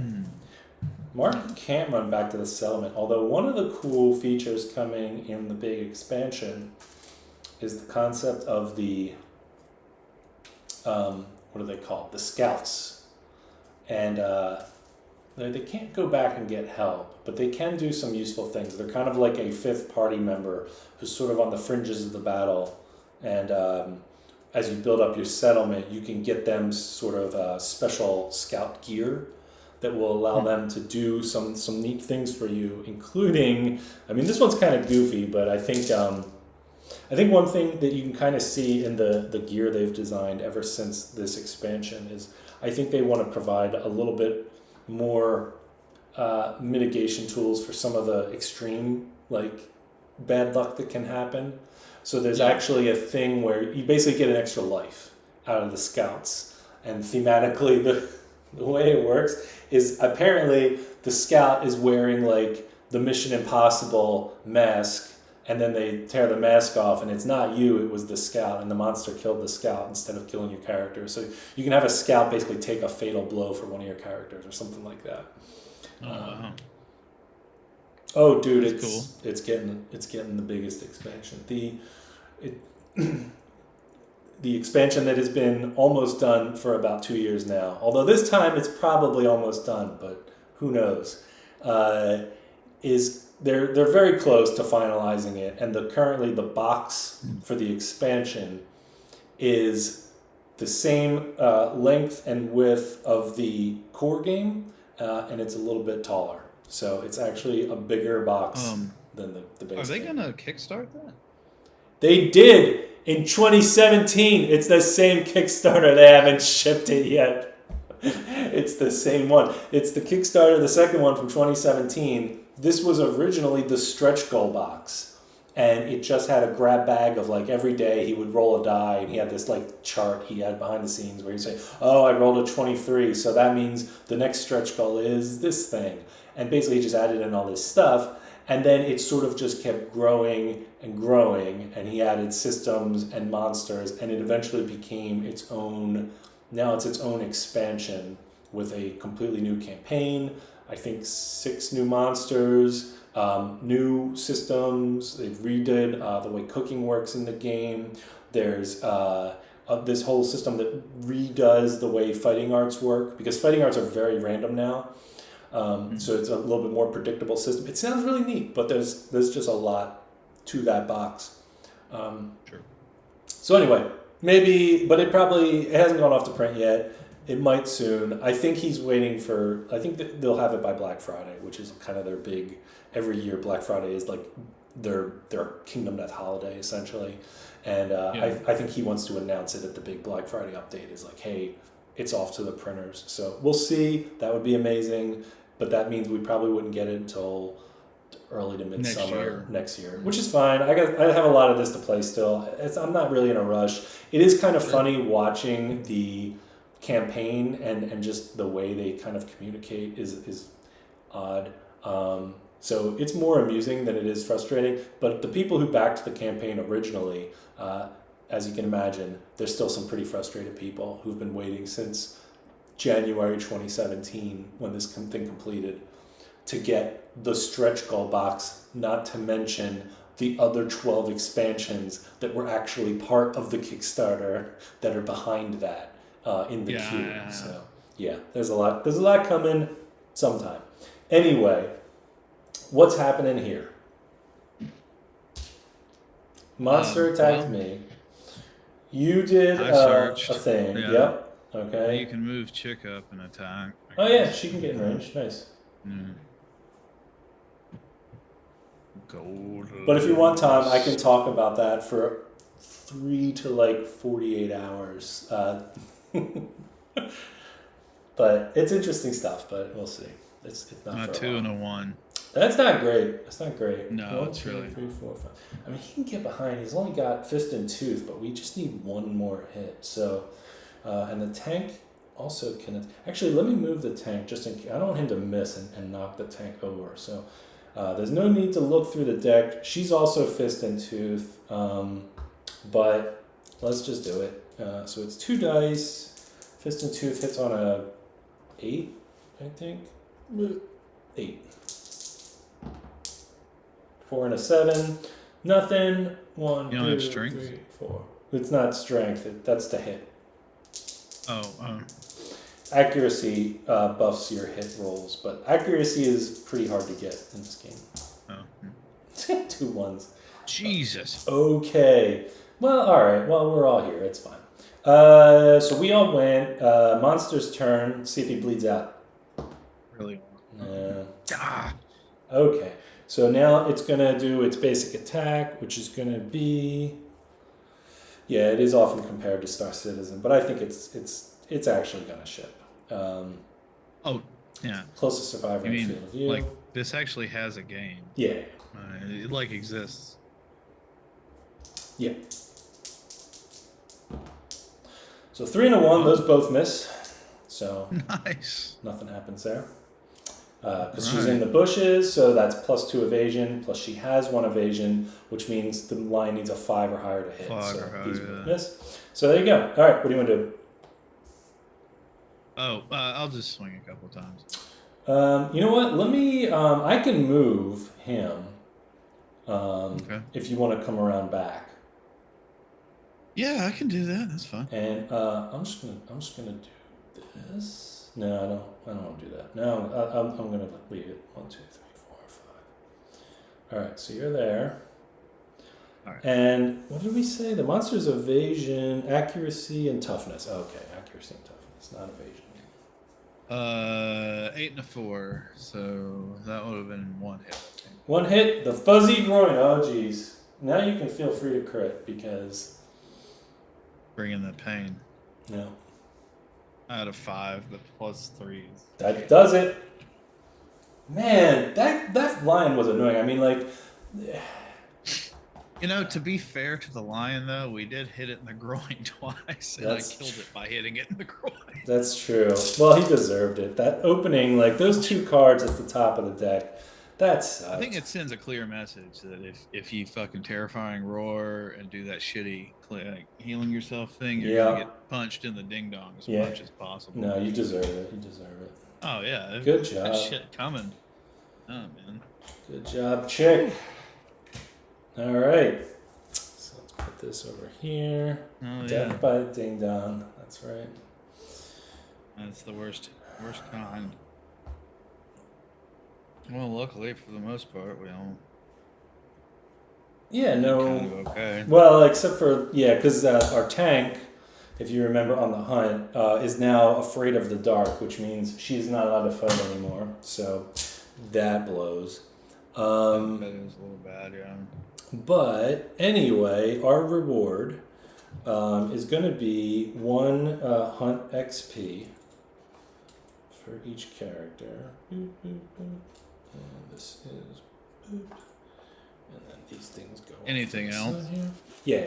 Not for the characters. We'll get some resources. But you get 1 hunt XP. I don't think we had anyone. We didn't bring anyone on both fights, did we? So nobody has 2 hunt XP yet. I was just looking at Frederick, and yeah, Poor Frederick. it with his intracranial hemorrhage. Yeah, you do get a neat thing happens when you get to when you get your second hunt XP. But maybe we'll see that happen next time. This game costs $420. Typically, the best time to buy it is on Black Friday. It usually goes on sale. Normally that's the only time it goes on sale. Last month, though, I think they were like stress testing their warehouse. They actually did mark it down. It was on sale for like 14 seconds last month. It was $300 for, I think it was a week, and it was $300. It wasn't a week. Well, I didn't tell you right away. Well then, thanks. You had a few days. You had plenty of time. I had like a day and a half. What are you talking about? Well, I didn't know about it. I don't look at the core game that often because I already have it. So, but I saw it and I was like $300. Somebody said, yeah, they put it on sale this week because they were like testing their new. Anyway, the point is, it's probably $300 if you buy it on Black Friday, and it is definitely like you're getting a lot of game, but you're also buying. It's more of like you're also kind of getting half hobby out of it, and that is good for some people, and other people don't care about that part of it. But the part I'd care about when this game. The amount of plastic in that box is pretty insane. It's insulting to the environment. It is. When you open that giant box up, the top thing on there is this box of plastic, and there's like 20 sprues in that thing. It's a ton of stuff. I should just do a GoFundMe for people to buy this one. Yeah. Okay, so in addition to the Hunt XP, we also get 4 Lion resources. Please be good ones. And 4 basic resources. Who cares? So the basic resources, boop, monster hide, perfect bone, monster hide. All right. Got them whiskers too, son. I need some organs here. Come on, good stuff. Sinew, okay. The curious hand, another sinew, and the great cat bones. I believe that's going to get us some good stuff. But we'll get to that in a second. Okay, so these are all good. And then in addition, during the fight, we picked up skull, some golden whiskers, and the lion tail. Baby. What we really want, and this is one frustrating thing about, like, I always feel like I have to fight the lion like over and over again until I get, there's a cat eye you can get, which is a very good, where is it at? Eye of cat, there it is. I think there's only one, yeah, there's only one in the deck. Yeah, that's terrible. This is really useful because with this thing, you can build the cat eye circlet, which is a similar thing to what the tank has, where she can look ahead on the AI deck, except it's a look ahead on the hit location deck. So you can look at the top 3 cards, and that way if you see the trap, you can kind of move it down a little bit, and you can try. It gives you a little bit of protection from the stuff that's in the hit location deck. But yeah. All right. Anyway, all this stuff. Very good. Now, back to base. Back to life. Yeah. Well, at least you can flip the armor off of your tank. Yeah. We just give it to. I had my tank from the first mission. She had to sit out. Yeah. So she's the leader. Yeah, we'll flip it back to her. So it's fine. She doesn't have any permanent downs. Yeah, can you believe it? No, I think she's fine. She just had to skip a fight because she was the first speaker. But yeah, she's got nothing really on her sheet. 1 courage, 1 understanding, 100 XP. That's it. Oh, yeah.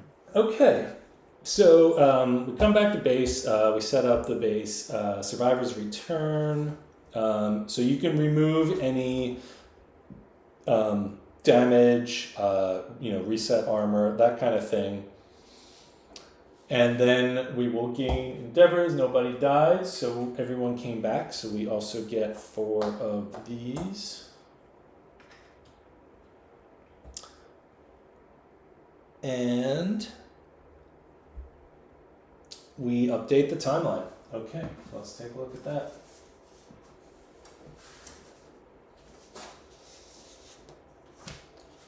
So that was year 1. Fought a lion. Boop. Now we're gonna do a settlement event. So every year we have a random event. Some of them are just terrible, just really bad, and others are not so bad. It's a wide range. So we shuffle this deck of giant cards.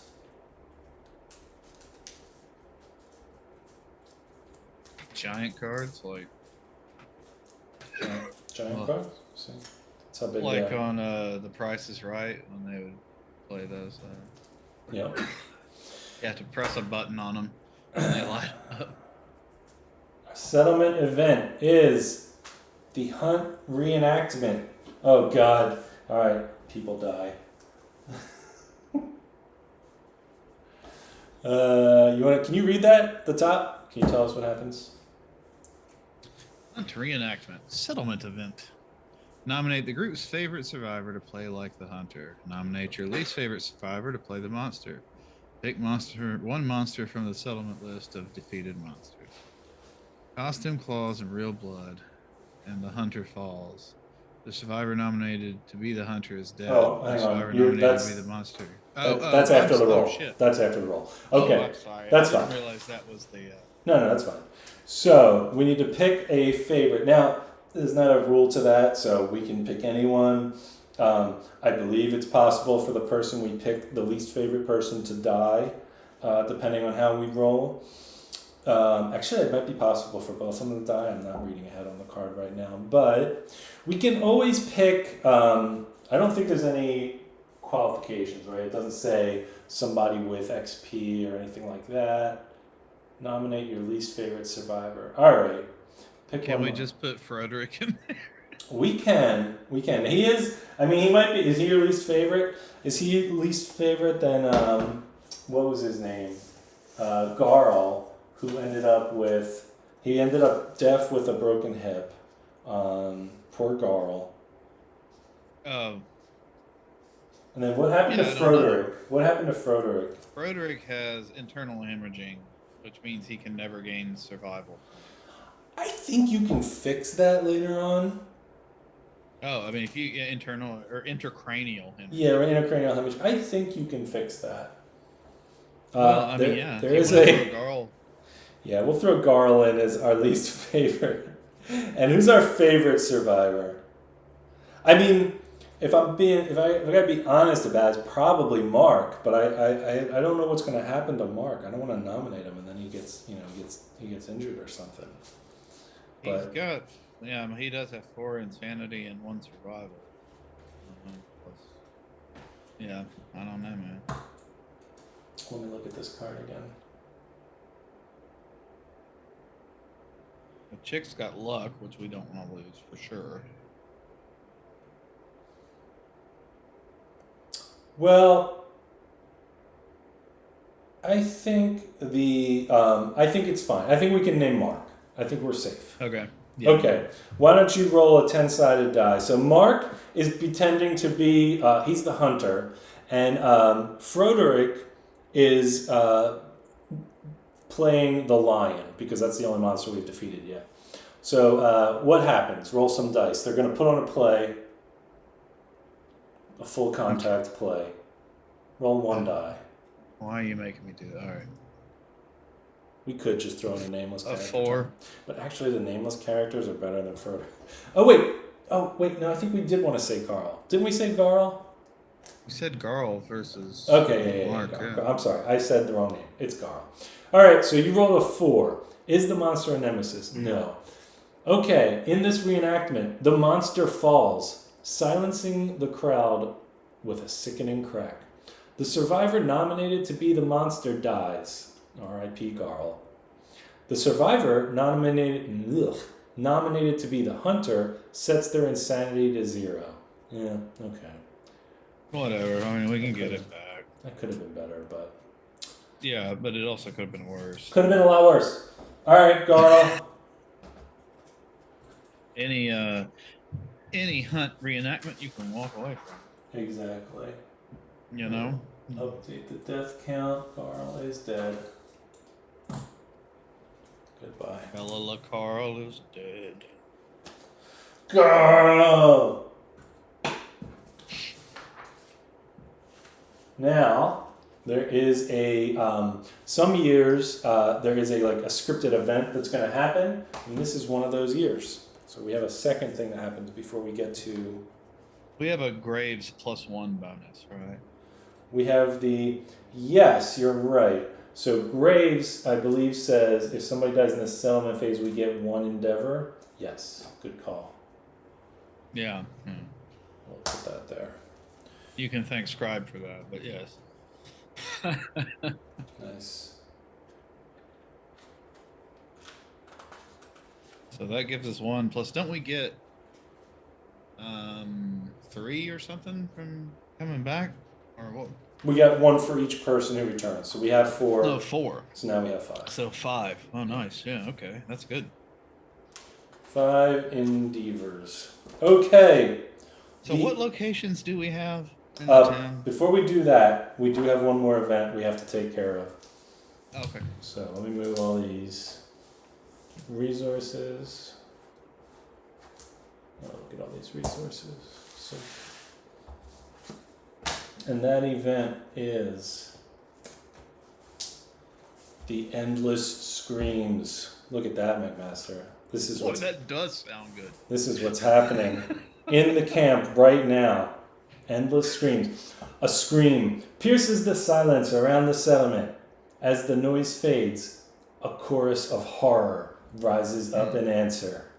That sucks. The settlement erupts into chaos, trying to comprehend the source of the terrible wail. You may now hunt the screaming antelope. So we have a second monster. Oh my god, we get the... that we can fight. Screaming McGee. Oh my god. Alright. Add it to the quarry list on the settlement record sheet. Nominate a single survivor to stand amidst the madness. They gain +1 courage and become the voice of reason. So whoever the voice of reason is, they're going to roll a die. On a 1 or a 2, I usually don't tell people ahead of time, but in this case, because we have to make a choice of who it is, you should know that if they roll a 1 or a 2, they will have a shattered jaw and lose the 1 courage they just gained. So basically, they end up with the shattered jaw. The shattered jaw essentially means you can't speak or consume, so they can't encourage. They lose the ability to encourage, and they can't take actions that require you to consume. So it's not like the end, but it's not ideal. So we could name somebody and just tell them not to roll a 1 or a 2. We can name a unused survivor, or we can name one of our existing survivors. So what does courage do? Courage, it does have effects on hunt events and occasionally some of the settlement events. And also there are 2 sort of milestones on courage that will give you some bonuses. So it's good. I don't know. Why don't you put Maria out there? Wow. Your tank. My actual tank. Way to volunteer my tank. All right. I mean, I'm not trying to volunteer your tank. Maria will stand and be the voice of reason. Of course. Of course. A 1. Oh, man. Oh, my God. Oh, man. I hate this. I really did not want my tank to have a broken jaw. Oh, dude, well, like I said... Alright, so anyway, Maria stands forward to be the voice of reason. The survivor's face turns pale, and the courage drains from their eyes. Without hesitation, the survivor turns on their heels and dashes for the darkness. Sadly, their foot catches a stone face, and they fall, face first, into the floor. The survivor loses 1 courage and suffers the shattered jaw severe head injury. Womp womp. Alright, where is Can you ever fix Shattered Jaw? I don't think so. That seems weird. If being disemboweled's easily gotten over after a couple of days or whatever. Yeah. Shattered jaw. Yeah, I believe. I'm pretty sure I'm right about this one. Can't encourage and can't. Head injuries, shattered jaw. Yeah. You drink your meat through a straw. You can no longer consume or be affected by events requiring you to consume. You can no longer encourage. This injury is permanent and can be recorded once. All right, that's fine.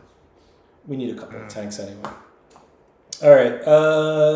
Okay. So some events are over, which means now it's build things and check for milestones. I don't think we've hit any milestones. Right. We had one death. We dealt with that. Population reaches 15. We're not there yet. 5 innovations. First child. Oh yeah, we gotta get some babies going. Unfortunately, actually maybe we can. We got a bunch of resources. So let's see. So we got some hide here. We got hide. We got bones. We got a couple of organs. Yeah, what locations do we have unlocked? Yeah, give me 1 sec here. Hide. Thing, bone, and bone. We have the skinnery. Oh, jeez.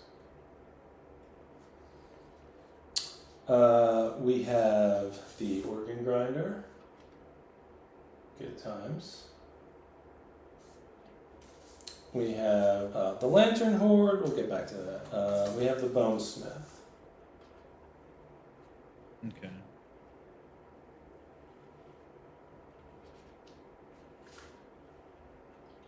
And now that we have defeated a level 1 lion, we have the Caterium. Okay. And that is good because that will allow us to build a bow using the sinew and a bone, which we have a couple of bones going over here. We can build with a lion claw. Do we have a lion claw? We had something last time that we saved. What was it? It was a great cat bone.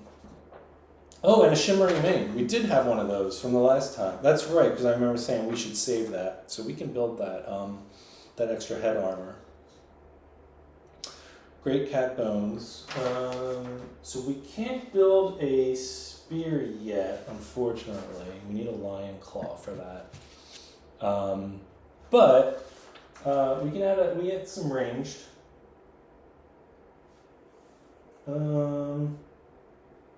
Yeah, the lion headdress. And yeah, we need some lion claws, really. The bow is nice. It's a ranged weapon.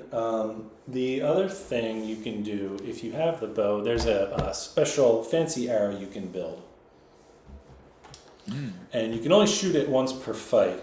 But if you hit with it, it makes it gives the monster like -1 evasion for the rest of the fight. Meaning, it makes everyone's rolls to hit, 1 better. Right. Which is pretty cool, but we won't be able to build that yet. All right. What does the organ grinder do? The organ grinder does a couple of things. So,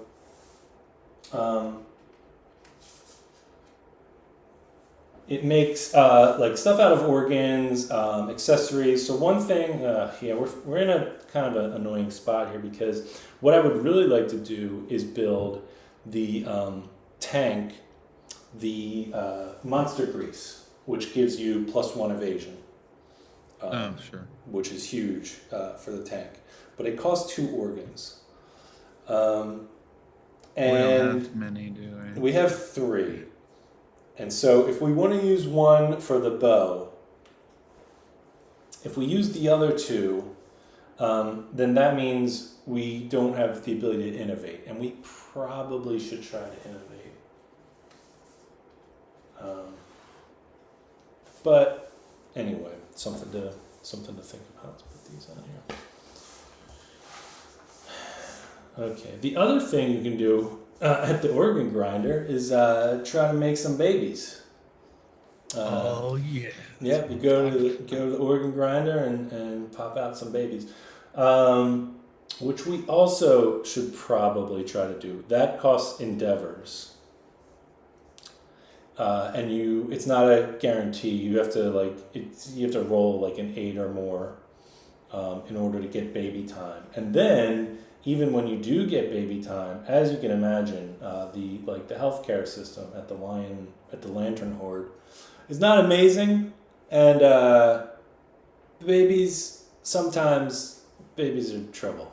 Sometimes they grow up to be cowboys. Yeah, sometimes they don't grow up at all because Sure. they're dead and you're dead. So anyway, That's a problem. that can happen. But Sure. we should still try. Okay.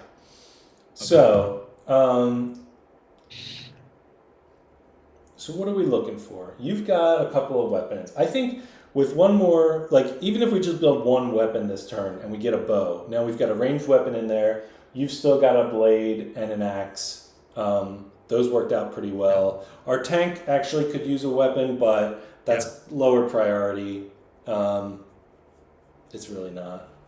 And then even when you do have a baby, you just put them to work right away because they're on the next time. So we can get a bow with a sinew and one bone. I'm gonna just say this monster bone. So we can do that. Now we should get a couple pieces of armor. I think start getting some armor for probably for your melee dudes, because even though they're not the tank, when you're in melee, you have a decent chance of having things swap Getting back hit. here. Right. So we've got 4 pieces of hide here. I just want to see if there's anything else we would use it for. Lion claw, yeah. Yeah, so we've got 4 pieces of hide. And what did we have from last time? Oh, and we have the shimmering mane from last time, so we should give that to somebody too. Let's take a look at that thing. It's kind of cool. The lion headdress. Oh, you know what? It's only 1 armor. I thought it was more than that. But the nice thing about the lion headdress is that it does not count. Normally you can only have one piece of armor at each location. This gives you an extra 1 armor at head. Huh. And we know how much I love rolling head. Yeah, you do. So we have that we can get, and then we have a couple of great cat bones. We should probably save one of these, because if we can get a lion claw and add it to this, we can turn that into a lance. It's called a lance. Hello. It's called a spear, actually. Hello. We could get a spear. We could build a skull helmet with this skull. Put that on one of your dudes. How do you feel about wearing a skull? Who do you think wants to wear a skull more, Mark or Shay? Jeez, I don't know. I'm gonna say Mark, actually. What if we do? We get Mark a skull helmet. I could see Mark Wardson in a skull helmet. He could make that work. We get Chick the headdress that's on the screen right now. Yeah. And then there's 4 pieces of hide. What if we use 3 of them to build some armor? And then we'll still have these, we'll still have these, we'll still have this. So that's what will be left. And then we can still innovate, because we'll have 1 of each thing. All right, Right. so let's do that. So we're gonna get a bow right here. Let's show the bow. And we can give this to What's the name of that headpiece? the lion headdress. Yeah. It's on the screen. Oh, mine headdress. All right, sure. And we'll get a skull helm. Let's show that too. Then you don't make the Hawaiian headdress, right? Yeah, we have the shimmering mane from the last time. So we will use that to craft the headdress. Oh, and that's the Catarium. Yes. So that's why we Lion saved it. We couldn't make it last time because we Right. hadn't unlocked the Catarium yet. Right. So that's the skull helmet. This is the bow. The shimmering mane was from last time, so I'm just going to cross it off of our list here. And these 3 armor. Okay, so these are done. Alright, so we got room for 3 pieces of armor. If you look at the rawhide armor,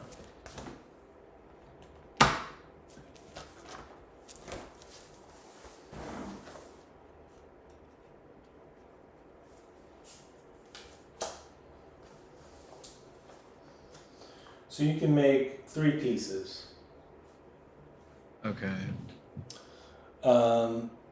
The head has the look ahead on the AI. I don't know that we need 2 of those. I mean, it's not the worst thing. Eventually we'll probably have 2 of those. But the gloves and the boots give +1 survival when you depart. So that's a good way to get some extra survival. The chest piece and something else, if you can complete the affinities on it, gets you an evasion. That's nice.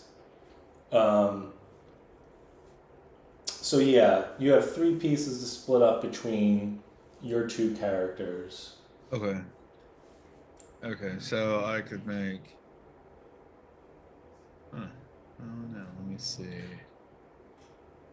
What, and the boots are also when you depart game 1 survival? Yep. Okay, cool. Ooh.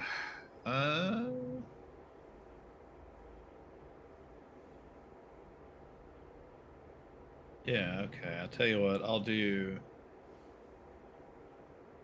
2 boots and I guess 1 vest. Boots. Those aren't boots, those are pants. Boots. Boots and a vest. Yeah. Alright. So, who's getting what? They're both getting boots. Right. They're both getting boots, right? So, Mark Wardson is also going to get rawhide vest. Alright. So he can complete one of the 2 affinities already. There we go. Who gets... Oh, we already said this. Mark's getting the skull helm. Yes. Chick is getting the lion headdress. Solaire gets a bow. And Tank gets nothing. Let's see. What do we have left? We spent all 3 of these, so that was your armor. Right.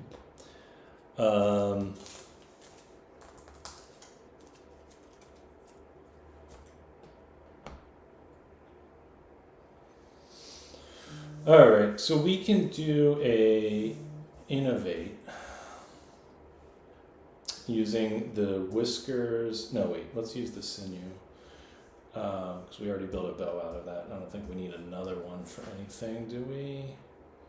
No. Alright, so sinew, monster hide, and cat bones. We can use these to, or the perfect bone, we'll save these. We'll use these 3 things to innovate. right? So that is at the Lantern Horde. And we spend boop, an endeavor, a bone, an organ, and a hide. And we innovate. Once per What I'm sell talking phase, you may spend the list of resources to draw 2 innovation cards, keep 1, return the other to the deck. Alright, so our innovation deck is here. And we've spent all of this. This is gone. These are gone. That's gone. Okay, innovation deck. Boop, boop. Our choices are ammonia and drums. So ammonia, not bad. Departing survivors gain +1 survival. So that's every time we leave, you get a survival. Your survival does not replenish automatically. So that's not a bad thing to have. In addition, it leads to some other things that can be pretty useful. For instance, making leather, I believe, requires ammonia. The rawhide whip requires ammonia. And the bone pickaxe and the bone sickle require ammonia. So these are the sort of gathering items. They're made at the bone smith. And they allow you to go foraging during the hunt. The first time I saw it, I thought that was awesome. Like, I really want to get the pickaxe and then go on the hunt and like get some stuff. And it's probably a good thing, but the one time I actually used it, my character died in the mines. So Oh, that's awesome. I think it's probably a good thing, and eventually it will lead to some neat stuff. But anyway, it can also be dangerous. Sure. So that's ammonia, and then drums. Drums is kind of interesting. With drums, it gives you a couple of abilities you can use endeavors on, these little thingies here. So you can have any character spend an endeavor to go, beat the drums. Sure. And they actually get to select. It's not a roll. You just pick one of these things. They can either gain 2 insanity, gain 2 survival, or they can gain the Rhythm Chaser fighting art or the Synchronized Strike secret fighting art. And so, since you're wondering what those things are now. So Rhythm Chaser is this thing where at the start of every fight, you get a +1 evasion token. So that's good. If you get knocked down, though, You get up again. you do not. You lose your evasion tokens unless you are carrying an instrument. So there are certain items that count as instruments. The harp at the Caterium is one. So if you have your character carry an instrument, they basically get a little bit of free evasion. Okay. It's pretty nice, but it can't be used if you have any heavy gear equipped. So it's typically not great, for your tanks later on in the game. But early game tanks aren't really wearing heavy gear. So anyway, it's a thing. You basically can spend an endeavor to get that. The other one is Synchronized Strike, and it just means that if you have 2 characters standing on like opposite sides of the monster, when you attack, you get a plus accuracy and a plus strength for that attack. And it's kind of neat if you can get that going. It's not terrible. So that's what you get from drums, but no +1 survival on the way back. I I don't know the min-maxing on this one. I believe maybe the things that ammonia leads to are probably better. But I'm willing to try either one. So I don't know. What do you think? Let's go ammonia. All right. Fair enough. And we want to survive long enough to get a chance to learn about bone drums again. Yeah. Yeah. Okay. So when we do that, we put this back in here. We now take, and we can take a look real quick. We now take anything that has ammonia on it. Yeah, there's a couple of things.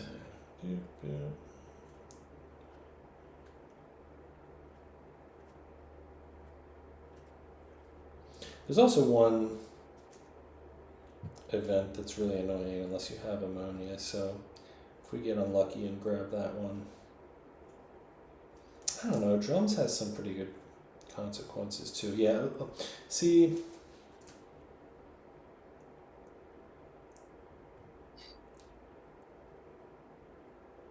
yeah, lantern oven is pretty good. Okay, anyway, we'll put these in here. We'll drink some whiskey drink in your honor. That's a vodka drink. I know Mike and I are going to sing some songs that remind us of the good times. Exactly. And songs that remind us of the better times. Oh, Danny boy. All right, what do we have left? So we have golden whiskers. The one thing you can build with that is the whisker harp.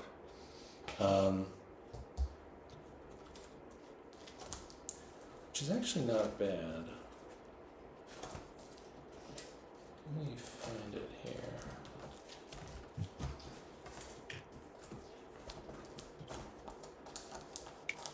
Did you ever see Remo Williams, The Adventure Begins?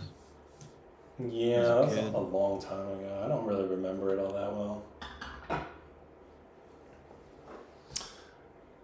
I want to say, and I could be wrong, that the evil organization in that movie was named Harp. Yeah, that's my cool fact.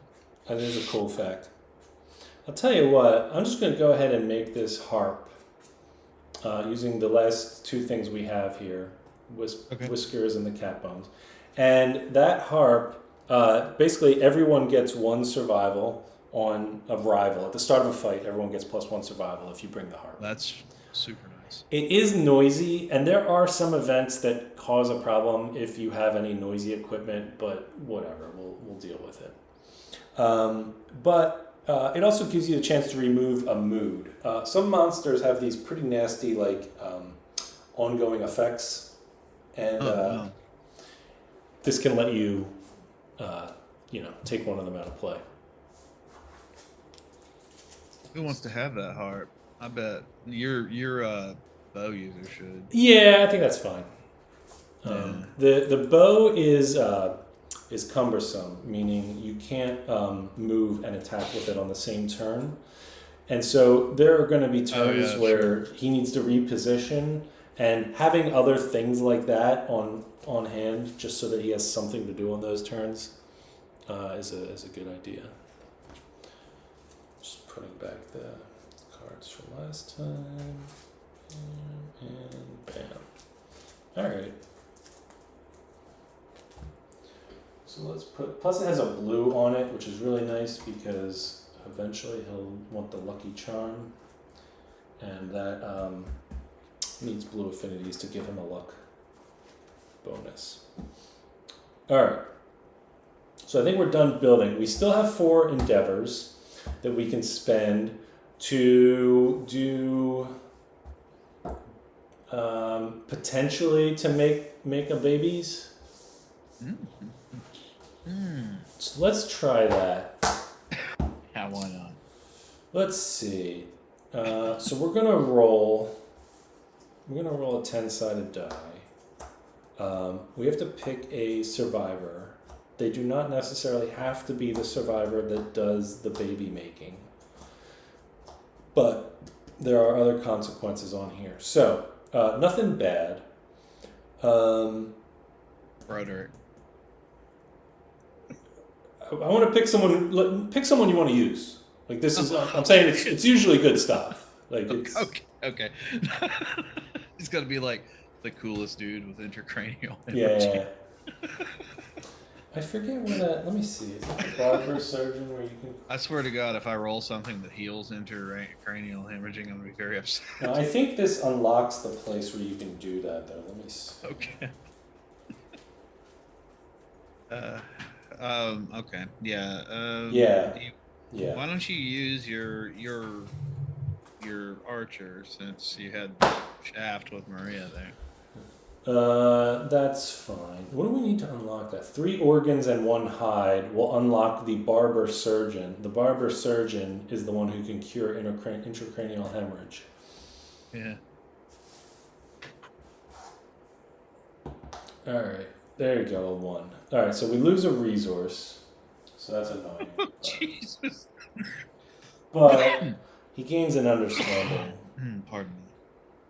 So he did some contemplating. Alright, Okay, that's good. let's try another one. Okay. Let's try to get an 8+. That's a 6. So he gains 1 survival. Hey, yeah, Try again.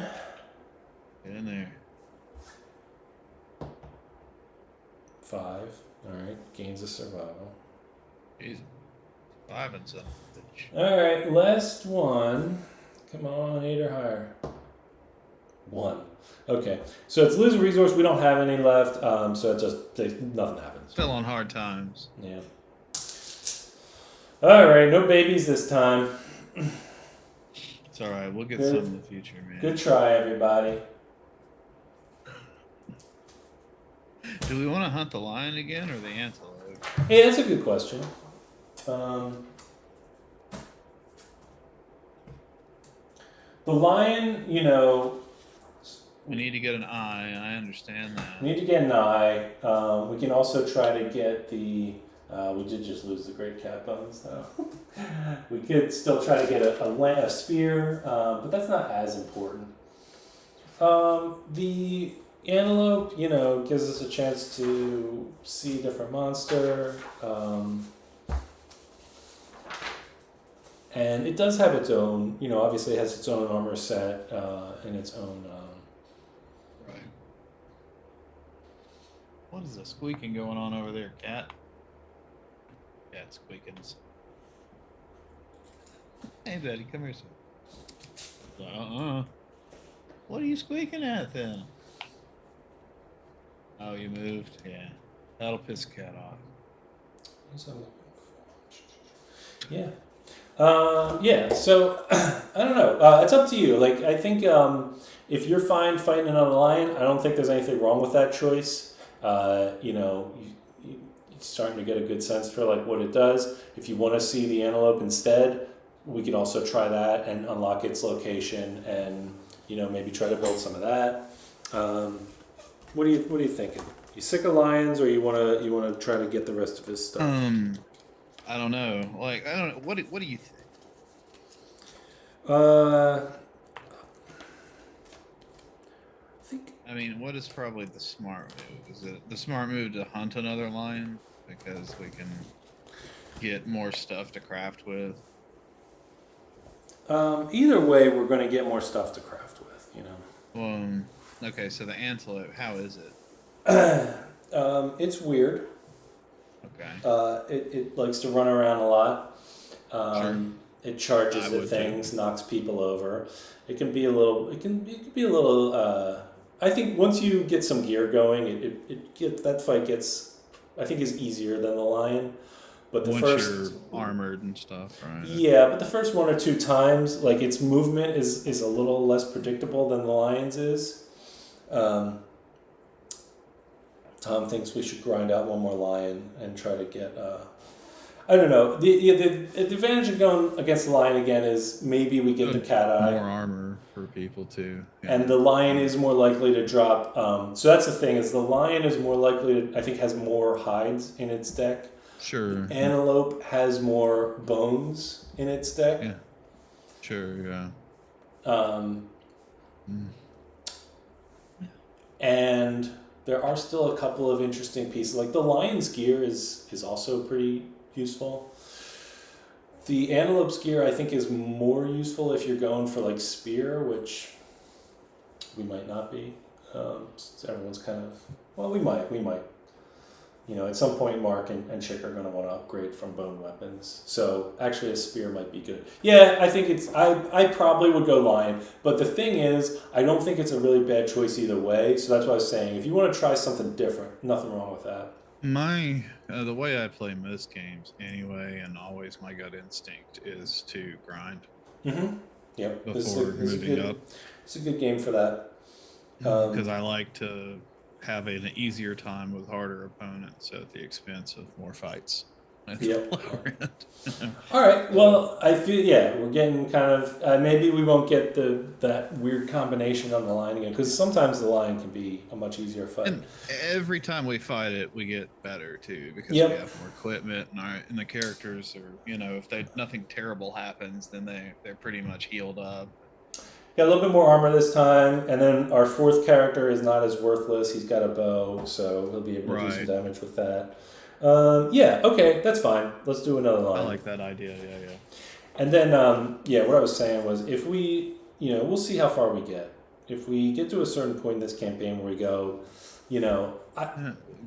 people are giving me hell about not killing the cub last time, but that was what got us the good shit. I don't know what they're talking about.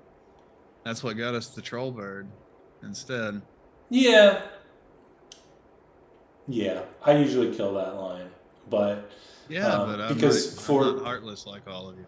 Yeah, no, it's one of these. It's going to turn into this. If you have the chance to kill baby Hitler, McMaster, you have to kill baby Hitler. Is baby Hitler as cute as a lion cub? Well, yeah, but it's got a creepy hand. This doesn't look at the fucking hand. Wow, what are you being weird, ableist about this lion? All right. He's very able. I'm out of water. All right. So we're gonna go for the lion again. Probably pretty able. Pretty damn able. Yeah, that is for sure. Okay, so we're gonna do another lion. I think that's it. Yeah, we're done. We're here, right? There's not missing any steps, right? Yeah. No. Let's see. Check the steps. Develop. Did that. Prepare departing survivors. Okay. So we're gonna swap out. I'm bringing obviously my same too. Yeah, we're gonna swap Maria back in because Leona is afraid of the dark. Whatever. So Maria comes back in. She has no survival, but because of ammonia, everyone is going to get one survival at this point. Everyone who's departing gets one survival. Right. Our max is still 2. Oh yeah. So I need to add that to what is that we ammonia? It's an innovation. Innovations. Okay, so I need to add that here. There it is. Okay. No, I just thought it was funny. I was fine with skipping line hunt, but it just caught me so off guard because the guys I usually play with they're very min-max. It's kind of frustrating to a point. Like I get the feeling like they don't care at all about the lore. I think the setting in this game is really cool. I think it's a really neat, it's a great setting. They don't care. They don't care about that. They basically play this game as like stat builder, game. They just want to make the best gear they can make, which is fine. It's interesting playing with them versus playing with you because there would be no question. Like, we're killing it's for resources. Like, of course, we're going to kill the lion. Sure. And so when I gave you that choice, I started counting the reasons. I was like, oh yeah, we're going to pick that. And McMaster's like, we're not killing the lion. I was like, what is happening? But yeah, that was fun. Okay, so everyone got one survival. Oh, I forgot what we should have done. All right, well, next time. If we don't have anything to spend endeavors on next time, there's actually an item at the organ grinder that you can make with an endeavor. It's called a stone nose, and it just you just put it in your gear grid, and at the start of the fight, it gives you 1 survival and 1 insanity, which is really nice early on when nobody has any of that. It's a pretty good item to pick up, and I forgot I was going to mention it. All right. Anyway, I'm sure that won't come into play. Okay. What level will be the monster this time? It will be level 1. And level 1. It will continue to be level 1 for actually quite a while. because there is a massive jump in difficulty from level 1 lion to level 2 lion. I would imagine. Yeah. One of the main reasons. So instead of just like the toughness and the speed going up, when you get to higher levels of the monsters, they also have some cards in play at the start, like perpetual effects. And with the lion, it's this card called Cunning. This card sucks. Must try the monster extends its claws. Oh, Yes. yeah. So at the end of every time the monster does its turn, if you're around it, it hits you, it grabs you, and then it runs away with you. That And does so seem pretty bad. It's really tough. And so one of the main things you want to have before you actually take on the level 2 lion is there are more of these survival abilities. Like we have the ability to dodge and we have the ability to encourage. Two that we really want, one of them is dash, where you can spend a survival and then you can do a movement sort of outside your turn. Yeah, that's good. And then the other one is surge, where you can do an action outside your turn. And so you could do it's like a new Mountain Dew. Yeah, it's like a second attack, for instance, or whatever. Where did I put the Lions AI cards? And so if you look at here we go. So here's like how you can use that. Say you have this card happening, claw, right? And it says pick target, and then closest target or whatever. And you figure out who the target is. So you got the lion here, and then the closest target is this person right here. So the lion in the top section, it says pick target, and you do that, and you pick a target. This is the target. Once you pick a target, it is set for the rest of the card. It doesn't matter what happens. In between pick target and move and attack target, you see that line with the little arrow in the middle of it? That's called a flow. And at a flow, you actually have an opportunity to use survival abilities. So what can happen is, he targets this person, and you say, okay, this is his target. Then you say, I'm going to use dash. And then you move, 1, 2, 3 spaces away. Well, now the lion moves to attack target. It moves 6 spaces. It's out of range. It can't hit you. Yeah. So that's a really good way to use that. The other way you could use it is on that card we were just looking at, Cunning. Before the lion grabs you and runs away, you can just move out of the way. Okay. But you need to unlock that ability first. And then you want to have enough survival, because you're going to need to do that probably several times throughout the fight. So 2 survival, not probably going to cut it against level 2 dragon or lion. Lion, right? Sure. All right, let's get these out. Let's put this back. Oh, it's so monster huntery. Yeah, you need very much. And that's the thing is like, because you've only seen the lion so far, but the more you see these monsters, like these decks. The AI deck and the hit location deck determine, the monster's behavior, and they're very different from one monster to the next. And so you really have to learn a new fight, and it goes from, getting mauled by the monster to being able to dodge it, and then even to the point of like gaming it, like, hey, I know how I can force this thing into a position that's going to be really beneficial. Just like in Monster Hunter, where you're doing certain things like, I know how Rathalos is going to react to this, so I do this, he does that, and then I whomp him in the head. So yeah, it's definitely got that. Yeah. Going on. All right, so it was here, and then here, and the lion was here. I don't even have to look at this point.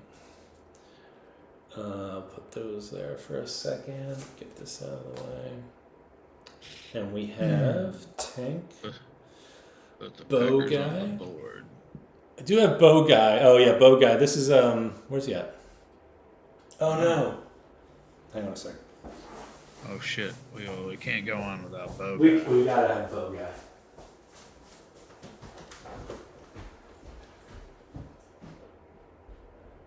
Oh, he's read him.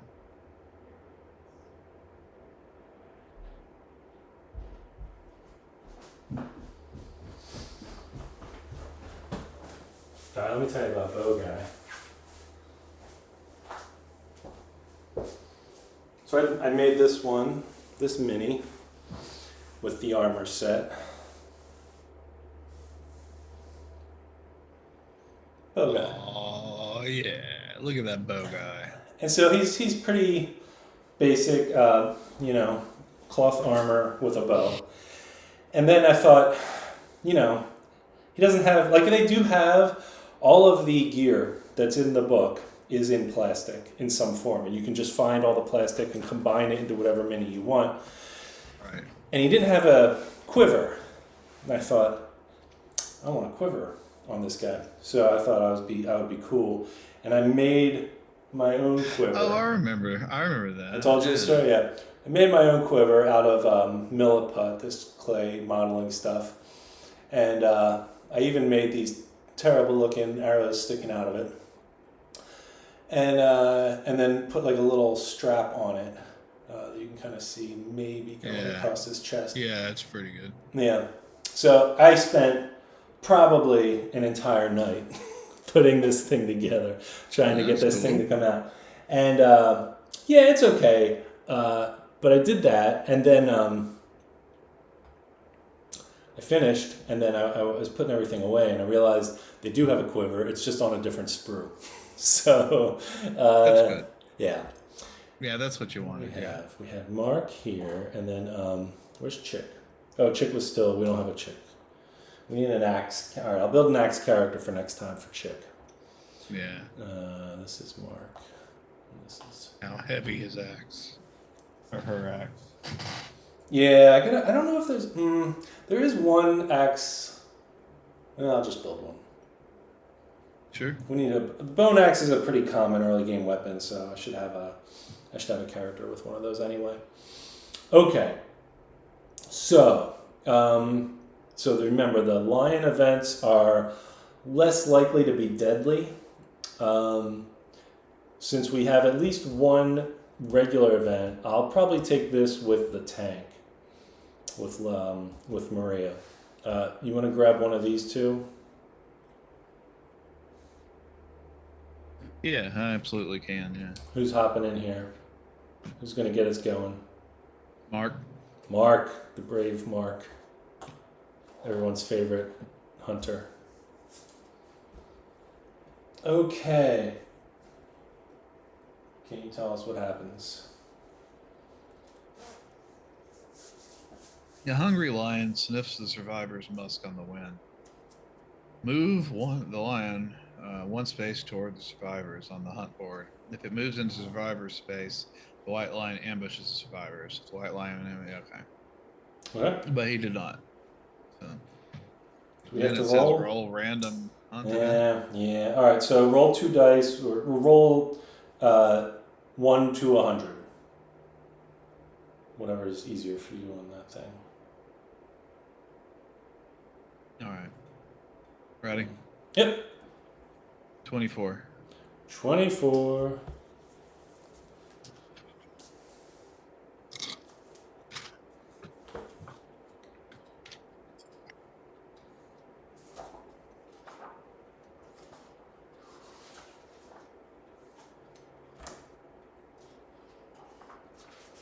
So this is like a 1 to 100 table, and there's one of them on here.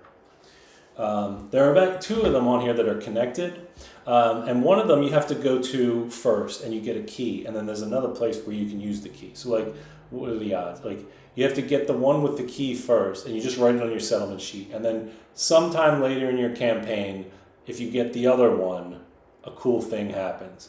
And I had these guys from work over, and we got the key. And I said, that's pretty cool. If we ever roll, I think it's like a 99 or whatever. If we ever roll a 99, something cool's going to happen.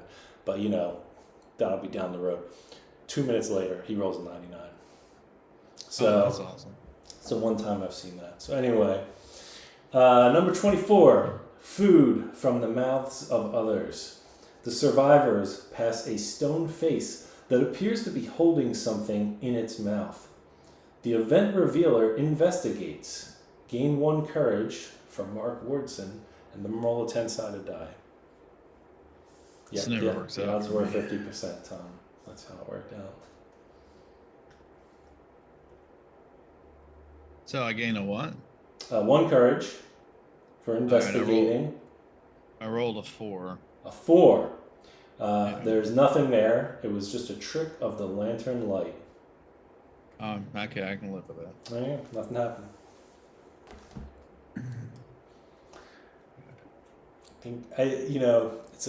It's a pretty basic observation, but like after when we started playing Arkham Horror Second Edition like a million years ago, after a while, like Spoofy Chop said like about the events, he's like the best thing that can happen is that nothing happens. And Yeah, pretty much. Okay, 100%. let's get Bo Guy in here.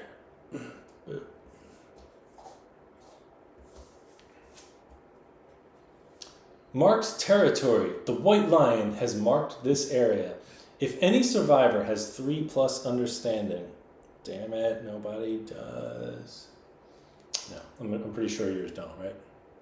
No, just 1 each. They realize the area is covered in ammonia. If they have not innovated it yet, the survivor gain. Oh, okay. So we would have got ammonia if we had 3 understanding, which we didn't. And now we have to roll a random. I don't like it when you have to roll a random hunt event. I feel like that's always disappointing on those cards. I want to do like a lion event, and then that's it. All right, the light one is the 10s. That's an 82. We can have more than 1 survival now, can't we? Yeah, we can have 2. What was it that made us able to have that? Graves, maybe? No. Language. Yeah, language. Alright, what is it? 82. Alright, here's a story about what happened to Bo Guy. Oh no, I don't like this one. Oh man, this one's bad. Consuming grass. Vibrant green grass grows in patches ahead of the survivors. Closer inspection of the delicate leaves reveals they are as sharp as any blade. Each survivor rolls a 1. Oh, I hate these. Each survivor rolls a 1d10. All right, everyone rolls a 10. This one is for Maria. This one is for Solara. Okay, 1 and a 6. All right, what do you have? Okay, Mark has a 7, and so does Chick. Okay, the lowest scoring survivor, which is Maria, becomes the straggler. As the survivors carefully pick their way past the verdant hazards, the straggler stumbles into the brush. They roll a d10. 2. For real, 2? 2 to 9. You fall, but manage to interpose something between the grass and your bare skin. Either archive 1 gear of your choice from your gear grid to protect yourself, or treat this as if you rolled a 1. Oh man. I don't want to. All she has is her armor, and that would ruin her set bonus. No. Oh, okay. A 1 would be you land in the grass patch. As you climb to your feet, you realize it's too late. The parts of your body that touch the ground have sprouted with sharp blades of grass. Any attempt to remove them only spreads them further over your body. During the showdown, you are never a threat.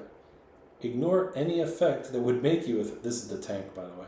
Ignore any effect that would make you a threat, even the White Lion's sniff. At the end of the showdown, your body blossoms into a whirl of immaculate green grass. Dead. Okay, well, I guess I'm losing a piece of armor.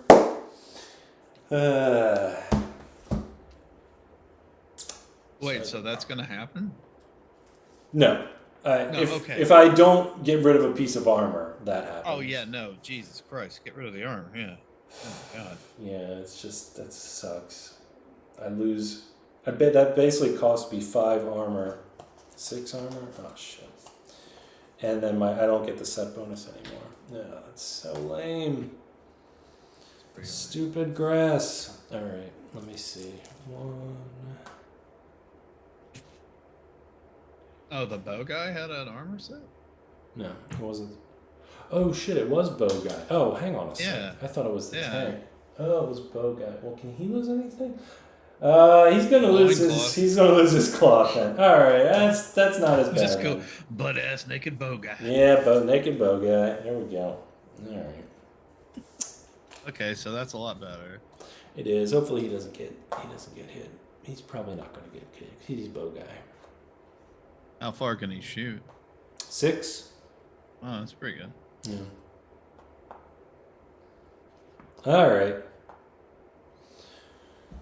Oh yeah, the reason I was thinking of the tank is because the lion's next, but I Yeah, forgot we had moving moved forward, it up. Yeah. Okay. All right. So he's got no armor. That's fine. She's still got her full set bonus. 2 armor at each spot.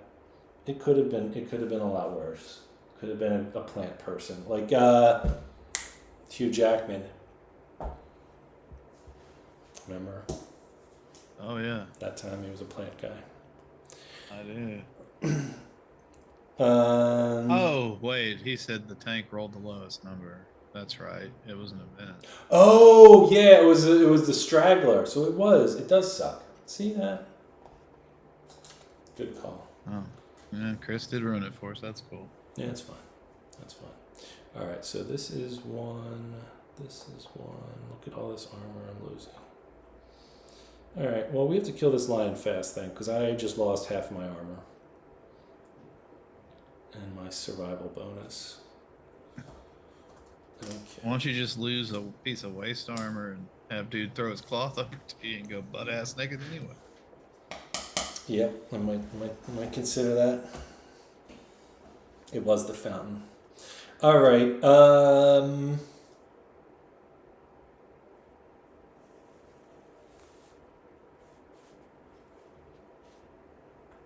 Lion. That's it. Okay. All right. So this would be a standard setup where the lion goes in the middle. Right. We have 2 tall grass that we can put, Right. and then we have 2 terrain cards that are random. What time is it? Midnight? Oof. Yeah, we should probably do it next time. Yeah. Let's look at what the terrain cards are, and then I'll set them up for next time. But that was good. I mean, we did a whole year. We're doing them in a weird order because we're starting at the fight instead. But we did all 3 phases. So it's good. Right. Yeah. And maybe we could do, it depends. If we want to do like a weekend sometime, we could start a little earlier and maybe get a... Well, yeah, tonight was kind of screwed up. We started a little late, yeah. Yeah. That's fine. I still got to fix this camera nonsense. Oh no, it's going smoother though. I mean, Yeah, I think it's a little bit better. I'll watch it later just to see. But hopefully the green screen was less shaky than last time. yeah, no, it was not bad at all. And you got the full screen view this time instead of having to look at OBS. So, oh, I like this one. Okay, so oh wait a minute, hold on, wait. Let me make sure. Is there 2 tall grasses? I should have taken the tall grass card out before I. Oh, there are 2. All right, whatever. So we actually got more tall grass. So there's going to be 4 of these on the map instead of 2. But the other one is the giant stone face, which is a perfect time to get that because this is the giant stone face. Sure, mine had And a while ago. you can. There's a little bit of debate here about whether or not you can start on it, but the official answer just came out this week that you can't. So this is a piece of terrain on the board that you can walk up to, and you have to spend your turn, your action for the turn, and you can climb up onto it. And once you're up on there, the next time you move, you can move around it normally. But as long as you're up here, you get +2 range on ranged weapons.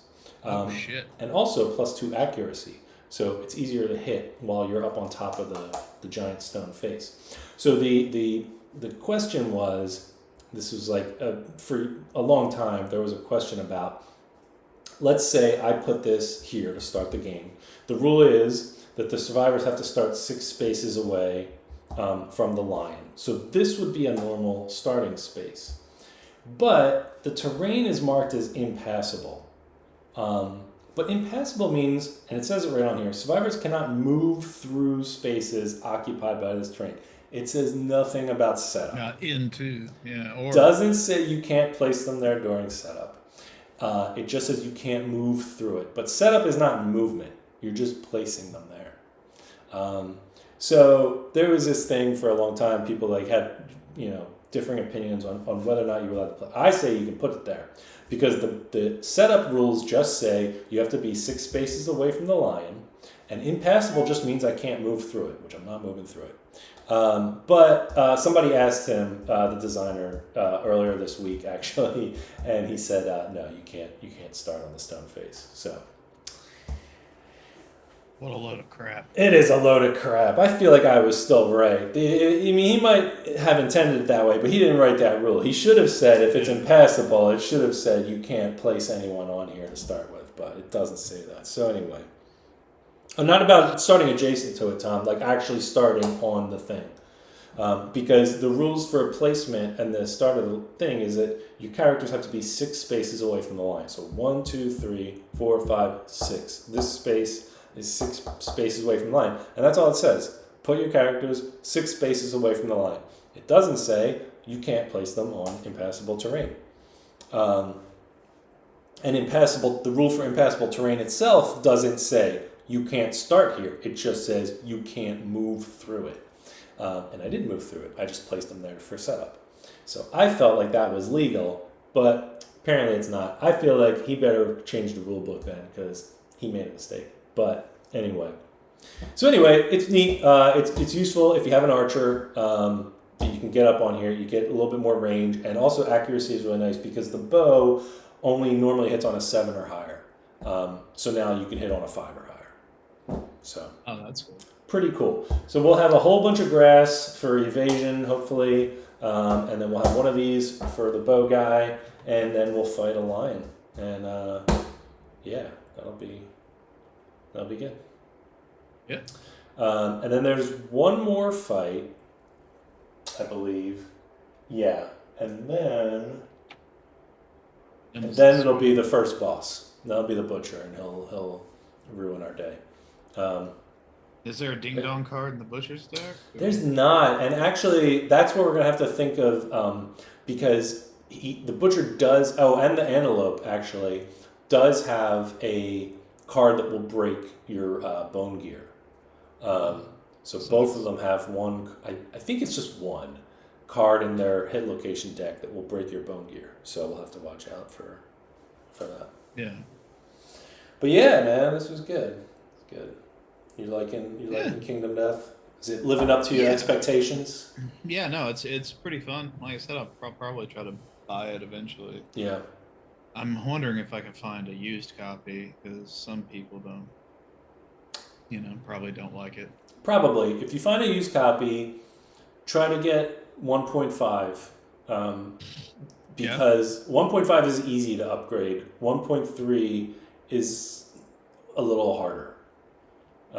Because you might end up having to buy somebody's upgrade pack off of eBay, and then it's going to make the total cost, a lot higher than you expected. Right. Yeah. No, I think that is true, Tom. Like, once you start like layering on some gear and getting some of those actual weapons, and then you fight it's the same lion, and you're going to see like you just like, mow that thing over,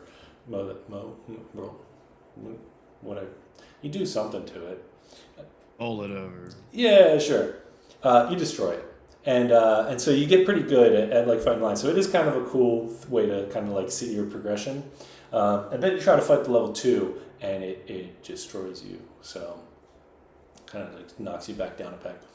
The antelope, yeah, so we'll probably end up fighting the lion again. Because I think the cat eye circlet is a real nice thing to have against the butcher. But anyway. That's pretty cool, man. Yeah.